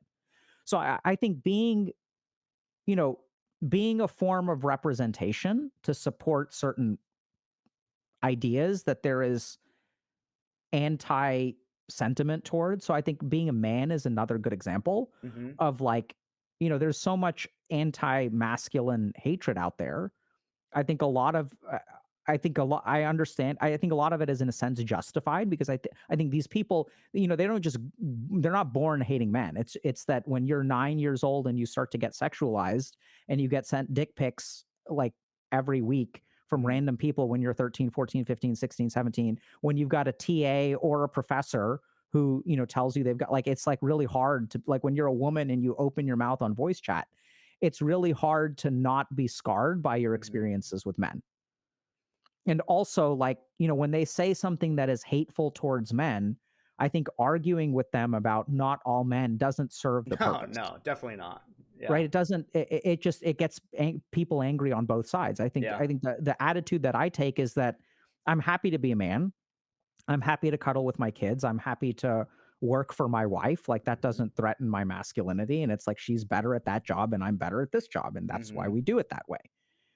And so I think that I think representation, positive representation, I'm all in favor of, and I think that's in a sense the right direction. That's the one really positive direction that I can totally get behind. Yeah. So I think celebrating Dal Chawal, sort of saying that like, like Indian food is great, is good. Yeah. I think also some of these things around body types being different. It's not because we're in a computer in front of a computer all day. Like our fat ratios, our the percentage of body fat that we hold on to as brown people, like our musculature and body fat percentages are not what is traditionally aesthetic. Yeah, but then We fucking also Kumail have Nanjiani got so ripped, and now we're all weak compared to him. it's way harder for the average person to get ripped than it is for other ethnicities. Sure, sure. And that has to do with our metabolism. We also have really bad heart disease, Hmm. despite the fact that we do not have a lot of the high risk parts of diet for heart disease. We Hmm. do have a lot of other ones, but we literally have like small vasculature. So there's a cardiologist down in Florida who specifically practices cardiology for Indian people because our Interesting. vasculature is different. So physiologically we are different. It's hard for us to be sexy in the way that is traditionally sexy in our media right now. Hmm. And sure you can do it, or some of us can do it, Thanks. but it's hard. Yeah. Right. So I think a lot of those like racist things I Yeah. think are make sense. I mean, but I think that the added like so for example, Indian people smelling bad. Like I hate to say this, but I used to make fun of people who were from India smelling Because we bad. eat such insanely masalaed food.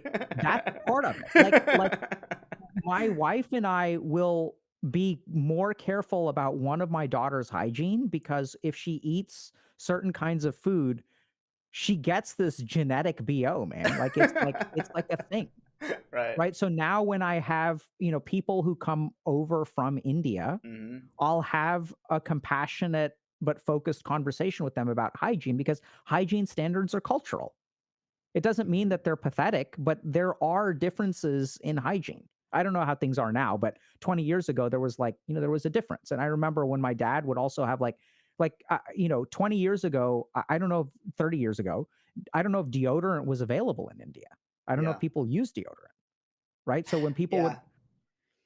and I'm not trying to say that Indian people are inherently smelly. I think the hygiene and like you said, the food Mhm. will, our sweat releases certain compounds in the same way that we can have garlic breath or onion breath, right? So we exert volatile compounds from our lungs after we eat our garlic and onions, and there are certain things that come out of the sweat and give us like a funky bo, Sure, sure. and it's the price we pay for delicious food. Yeah, I just feel like there's like what you're saying is so right and it really rings true to me. But like there's a line between this and like can you say this? It's almost like you can say every racial stereotype is rooted in some truth. Are you willing to like say that? I wouldn't. Not every. I Okay, mean, but the like moment a that you get lot of. every, But I just feel like it gets it. We're almost like Douglas Murray posting. we're like I don't know who what that is. it's just this guy who like talks about like genetic differences and ethnicities, and like we can talk about Indian genetic differences because of our context. But I'd feel vastly uncomfortable if I was like talking to like Ludwig and he's like, "Bro, Indian people smell like shit." Like Yeah, I would so hate, like you know what I I mean? think that's a social rule that we have, Yeah, that if something is true about Indian people, we are allowed to say it and other correct, people aren't. correct. Which is I think is like sort of a I'm like this is shaking ground here, but I think it like confuses me. So Okay. something is true, but only some people are allowed to speak the truth? And you're allowed to speak the truth based on your race? This is So like definitely this is where like I think there's a lot of like intellectual laziness here, and I yeah, think your yeah. point about malice is a really good one, Mhm. because I think what happens is a lot of people will pretend to be truth seekers but have malice. Mhm. They're like, oh Mhm. yeah, like it's true, right? But like, Like I'm just doing and research into this, but it's like you have yeah, some agenda, so obviously. I think you can say something that is true from a non-malice perspective or from a malice perspective. Sure. You can make comments that are factually correct, and I think this is where there's a lot of intellectual laziness, Yeah. because if you say that there are more black people, the percentage of black people in prison in the United States outweighs the percentage of the population. That is a factually true statement. I've seen that. When I was working in the jail, it took me Mhm. 3 weeks to see a white person. Mhm. I didn't even realize it until I was in week 3 and I was like, wait, something's different. Yeah. Oh, I saw a white person for the first time. It's like, holy shit. That's when it hit me. Yeah. I really didn't understand that statistic until I was like, I'm in Boston, Yeah. like Irish center of the United States. I mean, maybe not Yeah. center. I'm sure other cities will disagree with that, but like so many Caucasian people. I didn't see a single white person until a single white patient. Mhm. Guards were all white, Mhm. but so like I think those statements are factually true, but I do not think that means black people are criminals. I think that Right. criminal behavior has certain systemic things, that desperation and poverty induce criminal behavior. Like those are Mhm. like the two biggest things. Mhm. So it's not that so I think there's a lot of like nuance here that's lost, and especially on the internet when people are so reactive. And what people do is they judge based on their preconceived notions. They don't try to understand. They don't try to give people the benefit of the doubt. Right. So I'm kind of going all over the place, but I No, think no, that you're there are that totally makes sense.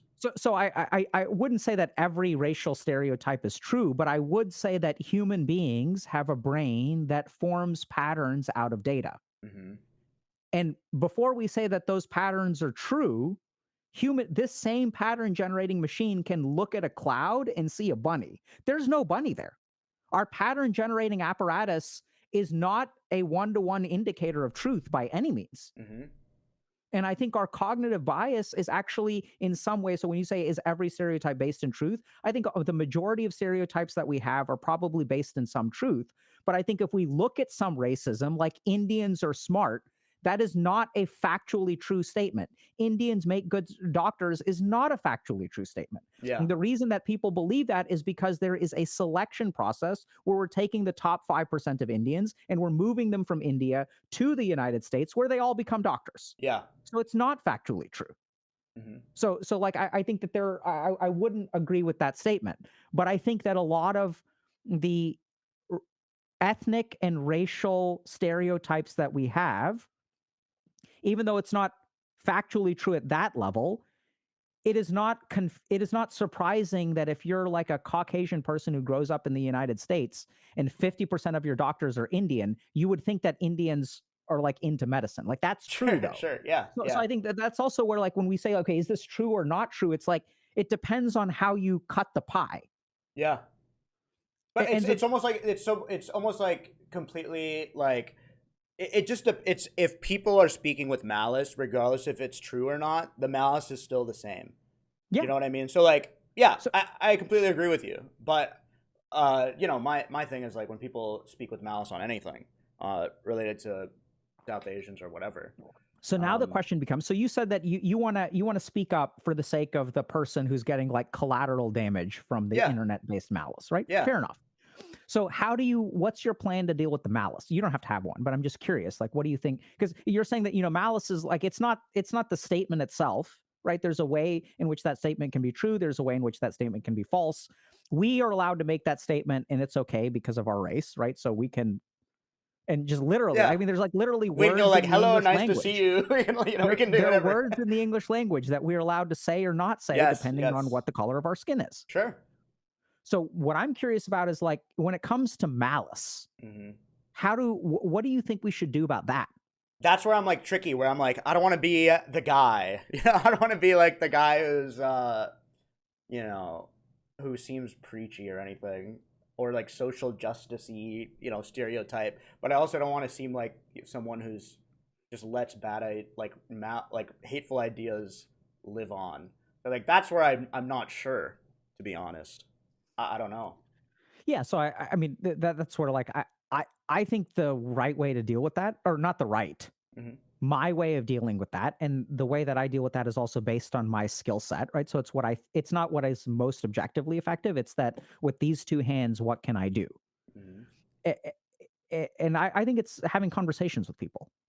And I think that the challenging thing for me is that I do think that's the right move. I think there's plenty of data to support that. And Okay. also having conversations with people who are perceived as toxic is a very dangerous game to play. I'm not even allowed to talk to those people, Yeah. right? So you can't engage with them. And so it's kind of like if there's no like option for diplomacy, your only option is war. And that Yeah. I don't think is good. So I think that really like understanding and listening to these people. So I've worked with a lot of like incels and red pillars who are just like Right. filled with a lot of hatred. But I think what they're missing, especially like if you look at toxic, the area that I know the best is toxic masculinity. Hmm. And usually the people who are toxically masculine were like, they're a product, just like black people being in jail is a product of their circumstances. I think Yeah. most people who are toxically masculine are a product of their circumstances. For sure. I feel like everyone's a product of their circumstances. Absolutely. Yeah. That's what we know from psychiatry and trauma and developmental psychology. Yeah. And that goes back to this other statement of I think most people are doing the best that they can. Hmm. I think most people are doing so I have a friend that I play Dota with who makes racist comments. I think it's the stupidest shit in the world. Hmm. But he just doesn't know better. Like he doesn't like grasp that this is wrong. Yeah. And I remember working with an esports professional who told me the same thing. He was like, he blew up when he was like 15. And when you're, I'm not a professional gamer, but you start out playing games like racism and misogyny and things like that are like commonplace. And someone had to All sit him everywhere. down Yeah. over the course of a couple of years and really talk to this kid about like why this is not okay. And Yeah. this does hurt people. And he doesn't understand that because he grew up in a small town and, a part of North America that like he just didn't encounter these people. He didn't Yeah. understand that it was hurtful. So a lot of that positive guidance is lacking. Yeah. So my approach is talk to people, and usually when you meet people with compassion, you'll be amazed at like what you put out is usually what you receive. So if you go people hard, they'll entrench. Yeah. If you approach people with compassion, many of them will offer you the same respect. Sure. And if you really try to understand where their views come from, I've seen a couple of really surprising things, which makes sense once you kind of see it. But Mhm. see, if racism is not correct, if you ask someone to explain it, it'll fall apart. Yeah, If yeah. you really try to understand, it'll fall apart. Mhm. And most of the time, people just don't do that. So it's like, oh, like Indian people this way. Like, how do you understand that? Sure. Like, where does that belief come from? And usually, when I do that, like, I'm amazed by how quickly positions that are strongly held will fall Mhm. apart. Yes. Can I ask you a question that Yeah. seems related to this? So, one thing that I actually like, I think you did an excellent job explaining like the compassion component of this. Then why are all of the content creators who cover controversial topics and political, how are they so, I can't think of a word.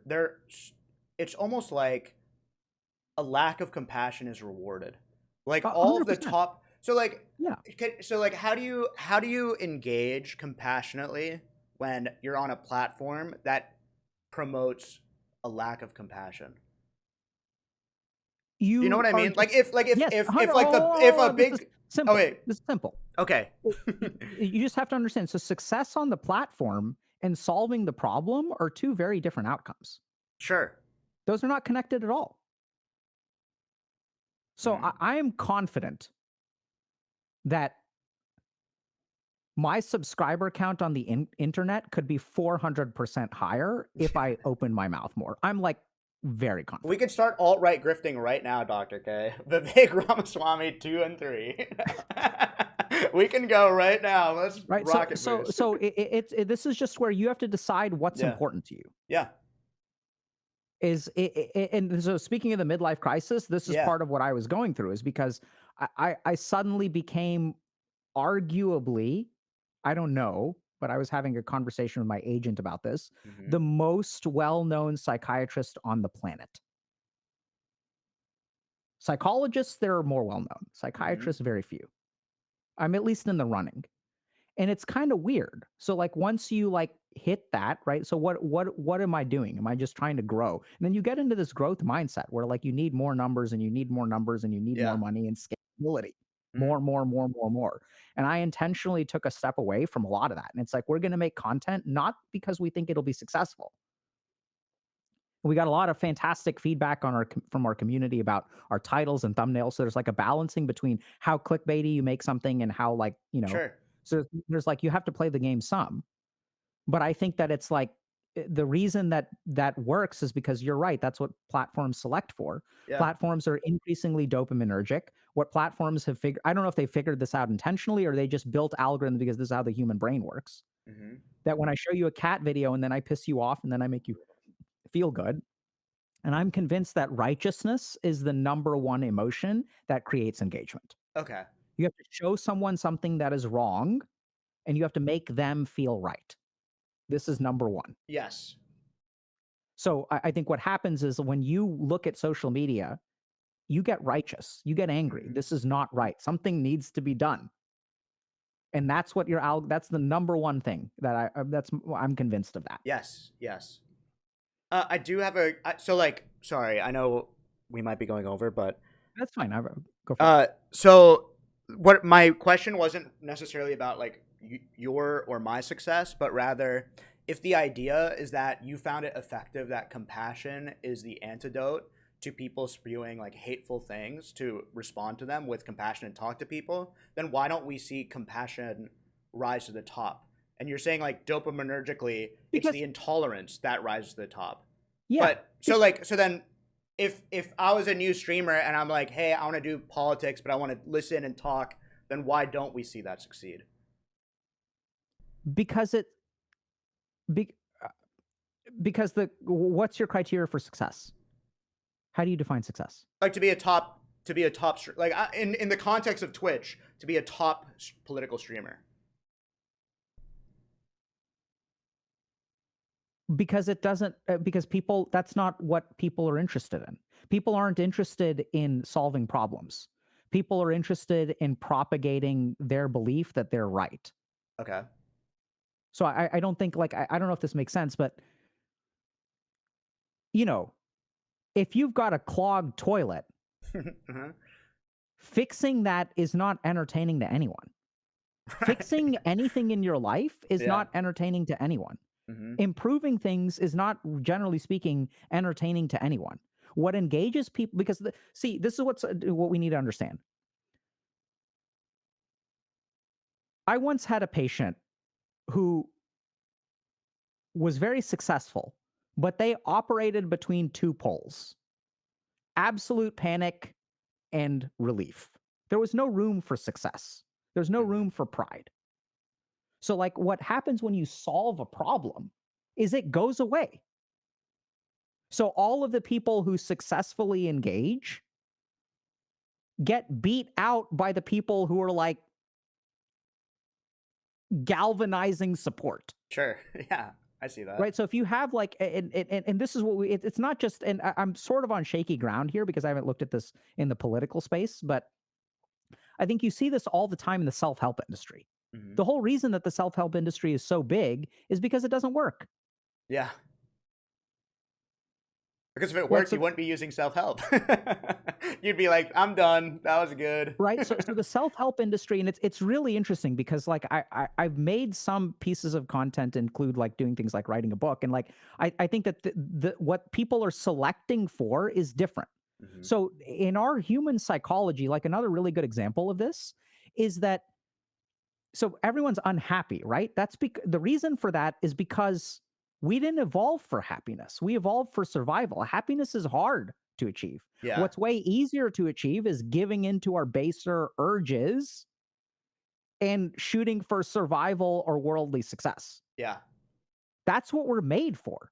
For sure. And if you sort of think about it, right? Like, so human beings were tribal, which means when there's a fight, you need to throw down. And when there's a fight, you need to get behind your leader. It pulls us together. It Yeah. gives us it enhances that tribalism, but it makes us, we feel under attack, and then then we're going to donate more money and buy your merch. Yeah.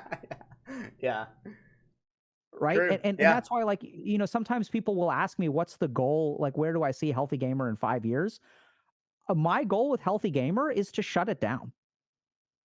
I'm tired. I mean, not only am I personally tired, but like the whole point is for us to be done, Yeah. is for us to like leave our community. And sometimes people get upset about that, but we get these fantastic people who be like, hey, like like I stopped watching because my life got better. Yeah. I don't need it It's like anymore. fantastic. Yeah. And it's the very opposite of what, a lot of people are trying to engender. Like, no, we want people to fucking move on. So when you solve a problem, the problem ends. Yeah. And so I think what starts to happen is that, and this is where we kind of get into this weird like validation cycle where people feel bad about something, Uh-huh. and then they like, it's not clear to me that they feel like they want to fix it, but they want to fix it, and we see this all the time in psychiatry. They want to fix it in a particular way. They don't want to do what is necessary to fix it. Sure. They want to fix it in this way. Yeah. Like, my favorite example of this is people who are addicted to weed. And you can fix all of the problems that weed causes in your life. You just have to stop smoking it. But what they will do is try 1,000 different techniques of, okay, can I use it in this way? Can I use it in this way? Yeah. Only after 5 p.m., only Yeah. after I do all my homework, only after this, and like these limits and that limit and this limit. And they're just not willing to give something up. And I see that very, very, very strongly in political conflicts, Yes. because what people want is they don't want to compromise. Yeah. They That's want so to true. win. Yes. So they don't want to solve the problem. They want to win. That's so true. Even like internet commentators or whatever, political or whatever, it feels like they're not even engaging in the issues. They're engaging on dunking on each other.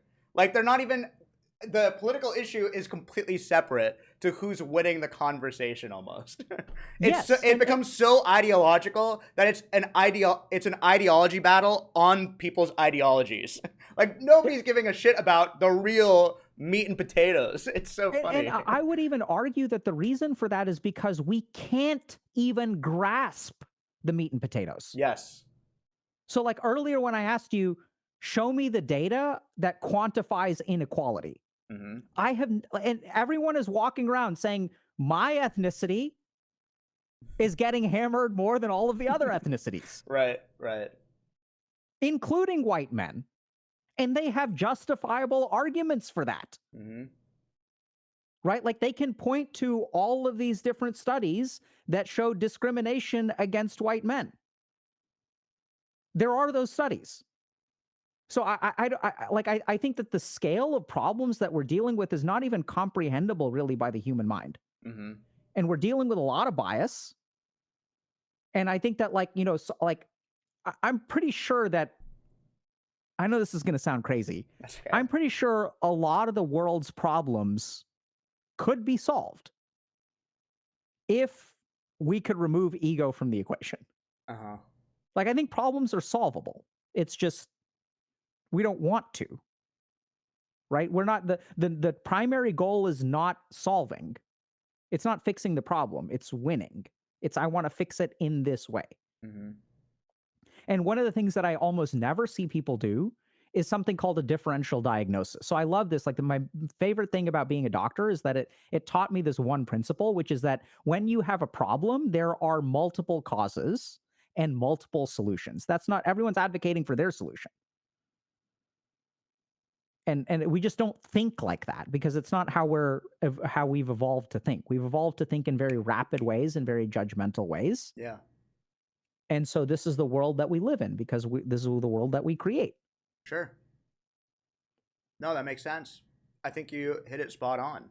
Um, I think focusing on not being adversarial, I feel like one thing that I've learned from talking to you is if you meet like a vitriolic comment with the same vitriol, it doesn't solve the problem. Like Not it's not really beneficial for anybody except for well, there, like, oh, you know, y- sorry. I mean, I recognize that I said that, but I think Yeah. there's an important caveat there. Okay. It does solve the problem if you're more powerful than the other person. Can you explain that? Yeah. So like when you make a vitriolic comment on Twitter and I own Twitter, I can respond to you with vitriol and win. Yeah. Right. So when when there's a fundamental power imbalance, Mhm. fighting fire with fire works, or like, my gun is bigger than your gun. So if you come at with me a gun, I'm going to use my gun. So when there's a power imbalance, it works. Okay. So let's be clear. I'm advocating for that, but don't think for a second that that doesn't work. It does Mhm. work. This is why empires are built. Like they're built off of the back of war, and like war is like something that humans do. We've Yes. always done. So fighting fire with fire does work if you've got the bigger fire. Yeah. I didn't mean to burst your stop your momentum there, but I No, I you I, I didn't. do I, No, I you're do right think though. that that's Yeah. an effective strategy. It's just one that I choose not to employ, and I think that I don't think it's clear that people have a bigger gun in this scenario. No. Okay. Interesting. Then I do want to ask you one last question. Are you Yeah, optimistic about the future?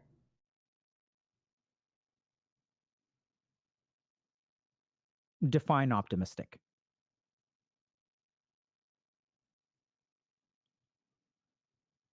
Um, do you feel like the world is headed towards a place that is progress with a big asterisk? So however you defined progressing forward. I, I'm. So here's a couple of random answers. Okay. First is there's a particular Hindu Swami. Or do you identify as Hindu, by the way? Yeah. Okay. Do you know who Kalki is? No. So I know that's a there's a movie, isn't it? yeah, there's a movie. Okay. So Okay. there's a 10th avatar of Vishnu Hmm. who's supposed to be Kalki, and Kalki is the destroyer who brings the end of like the world. So he like eradicates evil, but also like cleanses and maybe destroys the world. It's not Okay. entirely clear.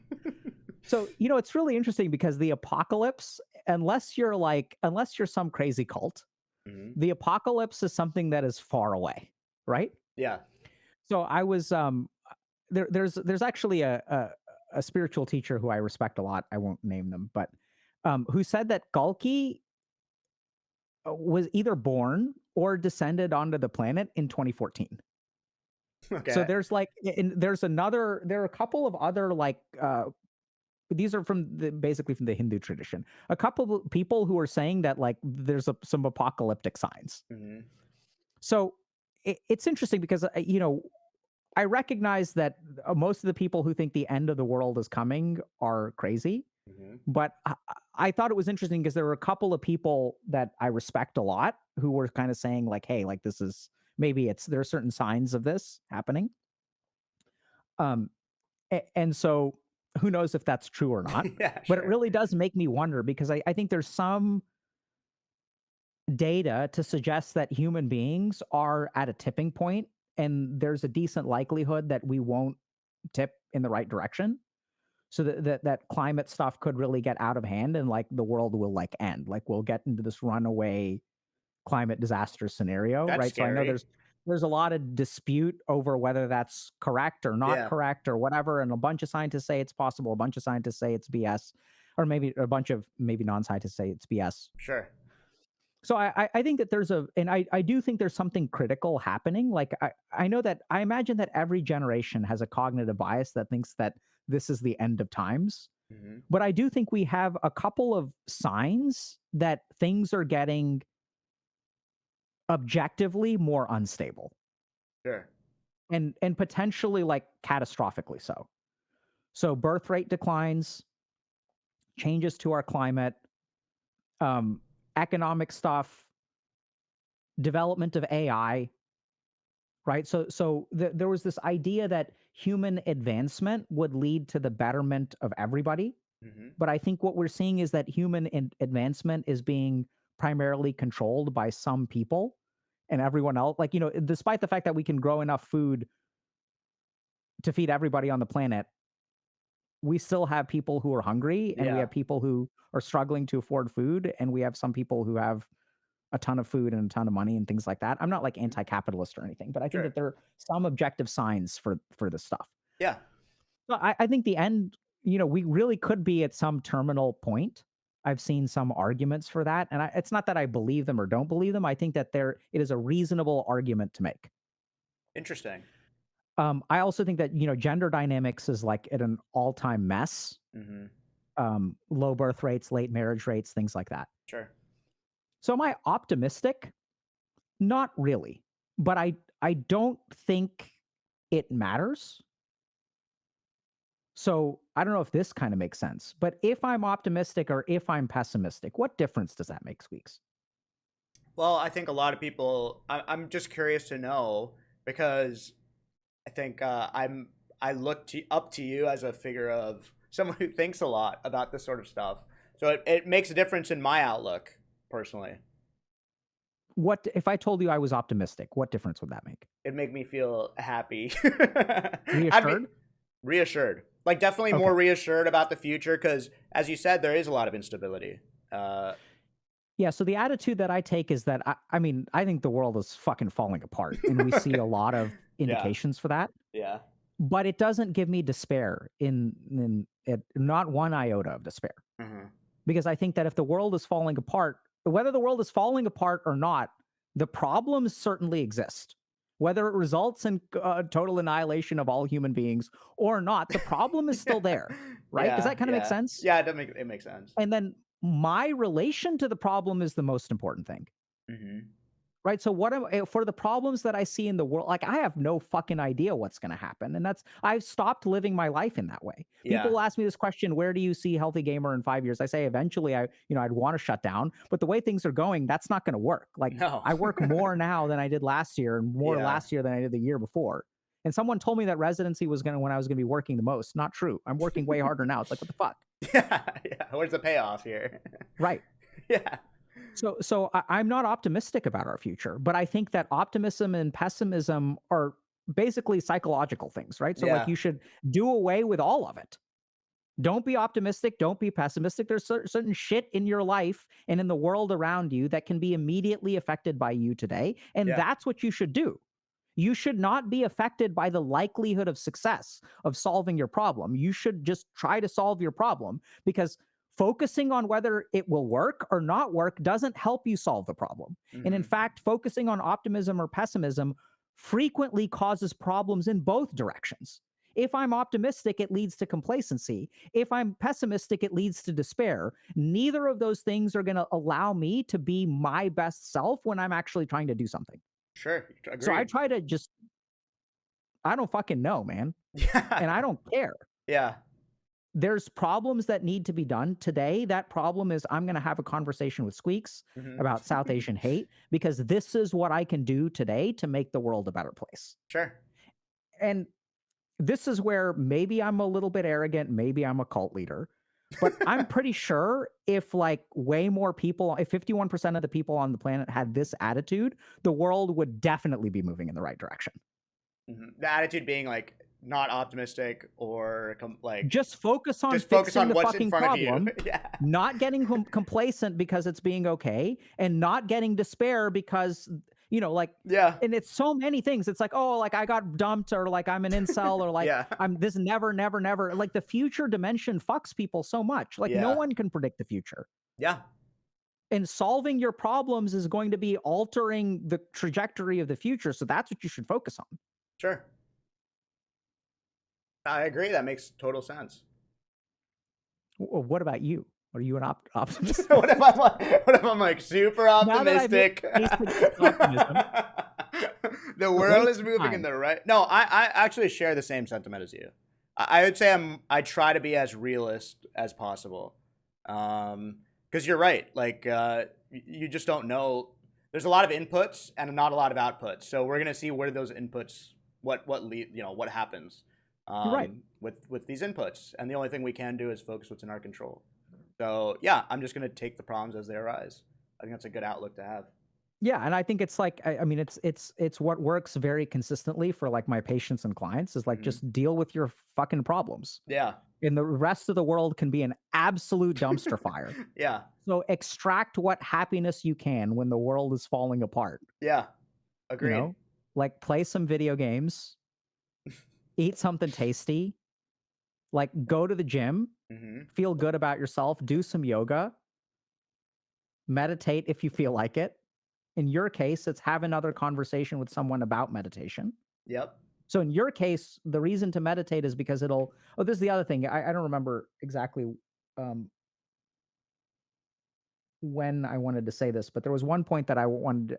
The self-reflective, the self-appraisal that happens when someone looks at you, Hmm. all that stuff that you're talking about, and that's what meditation helped you with, right? Is Yeah. that you felt like at peace. So like you need to do like practices in those directions. It'll help you with a lot of this racism on the internet stuff too. Yeah. So when Definitely. you feel hurt, so I don't feel hurt by racism on the internet, and maybe I just am lucky. Yeah. Me neither, though. Okay. I'm the Yeah. same as you. I don't feel personally hurt at all. Okay. Yeah, yeah. So, Truly. and you mentioned that you were Yes. more like I want to advocate for the kid who, Yes. For you this, know, for the yeah, kid, because I would be hurt if I was a kid, because I just wasn't in control of my yeah. emotions. And Yeah. I think like very practically, Squeaks, like I think what we got to do is like we got to talk to people who are like we really dislike. And Yeah. maybe even like I mean I've mentioned this once or twice before, but it's such a fucking lightning rod. Sure. But it's like I would love to take two people. I mean, I don't know if I can ever do this or how much this will destroy me, but Like a Lex I would Friedman debate. sort of. Yeah. So I think like Lex Friedman is like kind of a good example, but I'd love to just take like two people who Yeah. have conflict on the internet and like let's just get into a room together and see, how arrogant Dr. K is that he thinks he can make some kind of impact. I The mean, I hate think it would threads would be a go meme crazy. at the least, but I think honestly, like I think some of the best stuff that I could do would be having a conversation and Yeah. even demonstrating the futility of it. And if we get somewhere, hopefully people will learn how to manage conflict in their own lives. Yeah. I But agree. no one collabs with people who are To where like like or opposed to like them. I think the thinking is like you don't want to give platform to someone who has really bad ideas, especially if you're not equipped to respond to them. Like I had an opportunity to speak to Vivek Ramaswamy, and I really wanted to, but I was thinking about it, but I just didn't feel comfortable I just don't think I would personally be equipped to combat some of his ideas. And so my lack of knowledge, I don't want it to come off as me accepting certain things that he says. But if I was a subject expert in everything he would say, I'd love to talk to the guy. But I just had work to I just have work to do. So that's like I would say that's the alternative form of thinking. Like I don't want to give access to my audience to bad ideas if I myself am not equipped to combat them. If that But makes what sense. makes you think they're bad ideas? Well, I just think like some people's ideas are like just hurtful. They're like I've seen it, and I won't say who. Like people celebrating on other people's miseries, like just like things like that are just so negative to a portion of people that just strip them away from fundamental rights like healthcare or very basic things. Like I want to make sure if someone brings that idea to me and packages it in a way that seems palatable, I can call bullshit out. And I personally don't feel equipped to do that. Okay. So, like, I think my attitude would be a little bit different, which is that I mean, I would not. I don't think I cannot recall ever having a stream where I tried to combat someone's ideas, That would right? be so crazy. So, I mean, I could, but Yeah, I don't, and and and that's sort of where like I think it's the really weird thing, and maybe I'm lucky here, but I think generally speaking, when I stop trying to combat people's ideas, we end up like making more progress. And maybe sure. it's just because I suck at argument or debating. Hmm. But I think really striving to understand, see if someone thinks something that is a really, in your mind, a really bad idea, right? I think you gotta or not, you don't have to, but I think I have to understand why this person thinks this. Because Yeah, this is coming, like people aren't stupid. agreed. I completely Right? agree. And so if someone believes something, their experience of reality is going to be different from your experience of reality, and really striving to understand that, I think I've seen a lot more progress made that way. Sure. But like don't you think there's also evil ideas? Like people who like how people on the we'll say virtue signaling all the time? I've noticed on the internet there's this opposite effect, which is vice signaling, where it's like I'm so apathetic to people that I will signal to people how little of a shit I care. Have you seen like at least that's something I've noticed. So I imagine, I think that there are evil ideas. Mhm. What I'm skeptical of is how I would know which ones are evil and which ones are good. So even if you presume the existence of evil ideas Mhm. that are categorically evil, how do you know the difference? Because if someone is believing an evil idea, how do you know that you're right and they're wrong? Now, I do think that there are things that are evil, let's say, and I Mhm. think I know better than some people. But also, there are very few people. I've worked with a lot of people who are very bad, and some Mhm. of whom I would describe as evil. Like, not evil, sociopathic, which Sure. I think can be somewhat Yeah. interchangeable, but there's a philosophical thing there. But I think even in working with those people, like, most of the people who commit evil, the worst evils in the world aren't committed because they're evil. They're committed because people think that they're doing righteousness. Sure. So I think even if you say that there's an evil idea, it's like, how do we know we're not the righteous assholes who are ruining the world? Well, Mhm. because we're not. And Mhm. because of this, and because of this, and because of this. But then if you talk to the other righteous asshole, they're saying the same thing. They're Sure. saying, no, you're evil. And Mhm. I'm right because of this, and because of this, and because of this, and because of this. So I think even if evil ideas exist, I don't know that I have a monopoly on the good ones. So I believe that, and this might be me completely talking out of my ass, but I do believe there should be a barometer of, or a metric or a rubric of what makes something evil. Sure. And I think there is a singular truth. And so maybe I am pushing back a little bit on like what this person thinks is evil and that person thinks is evil. Like I can say Nazism is evil because of the suffering, the human suffering. And I feel very confident in saying that. So if there is someone who's promoting Nazism, I can say, no, that's a non-starter, it's an evil idea. So the way I see it is that human suffering being number one, and like violence, and so maybe that's something that I need to work on, is like I just have one singular like rubric that I gauge ideas off of, which is like uh uh my rubric of truth of what I feel is evil personally. Sure, right? So that, Yeah, I mean, I I think think you everybody and does. everyone else Yeah. uses the True, but like rubric of what they I almost feel like there should be a objectively. worldwide. But that's why we have things like the peace Look, like war crimes. You know, like there's certain yeah, things we no, no, accept that are evil. yeah. So like yes and no. So Okay. like I mean I personally I agree with you. Yeah. So I think you can use the rubric of does this increase the total amount of human suffering in the world Yes. more than the opposite? Right. And like you can say that and I think that's like a good rubric, right? But it's like a utilitarian view. So there are some harsh truths that are sort of against that, which is Hmm. like number one is like the law of nature, Yeah. right? So if you look at like evolution and natural selection, it's not about the benefit of the population, it's about the benefit of the individual. Sure. There are a lot of, situations where that is the case, or Hmm. like that seems to be true in some areas.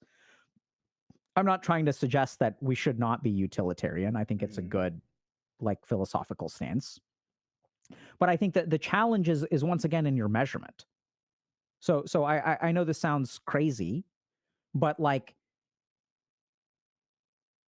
I think how do you know that some particular doctrine will be like less suffering than another doctrine? Sure.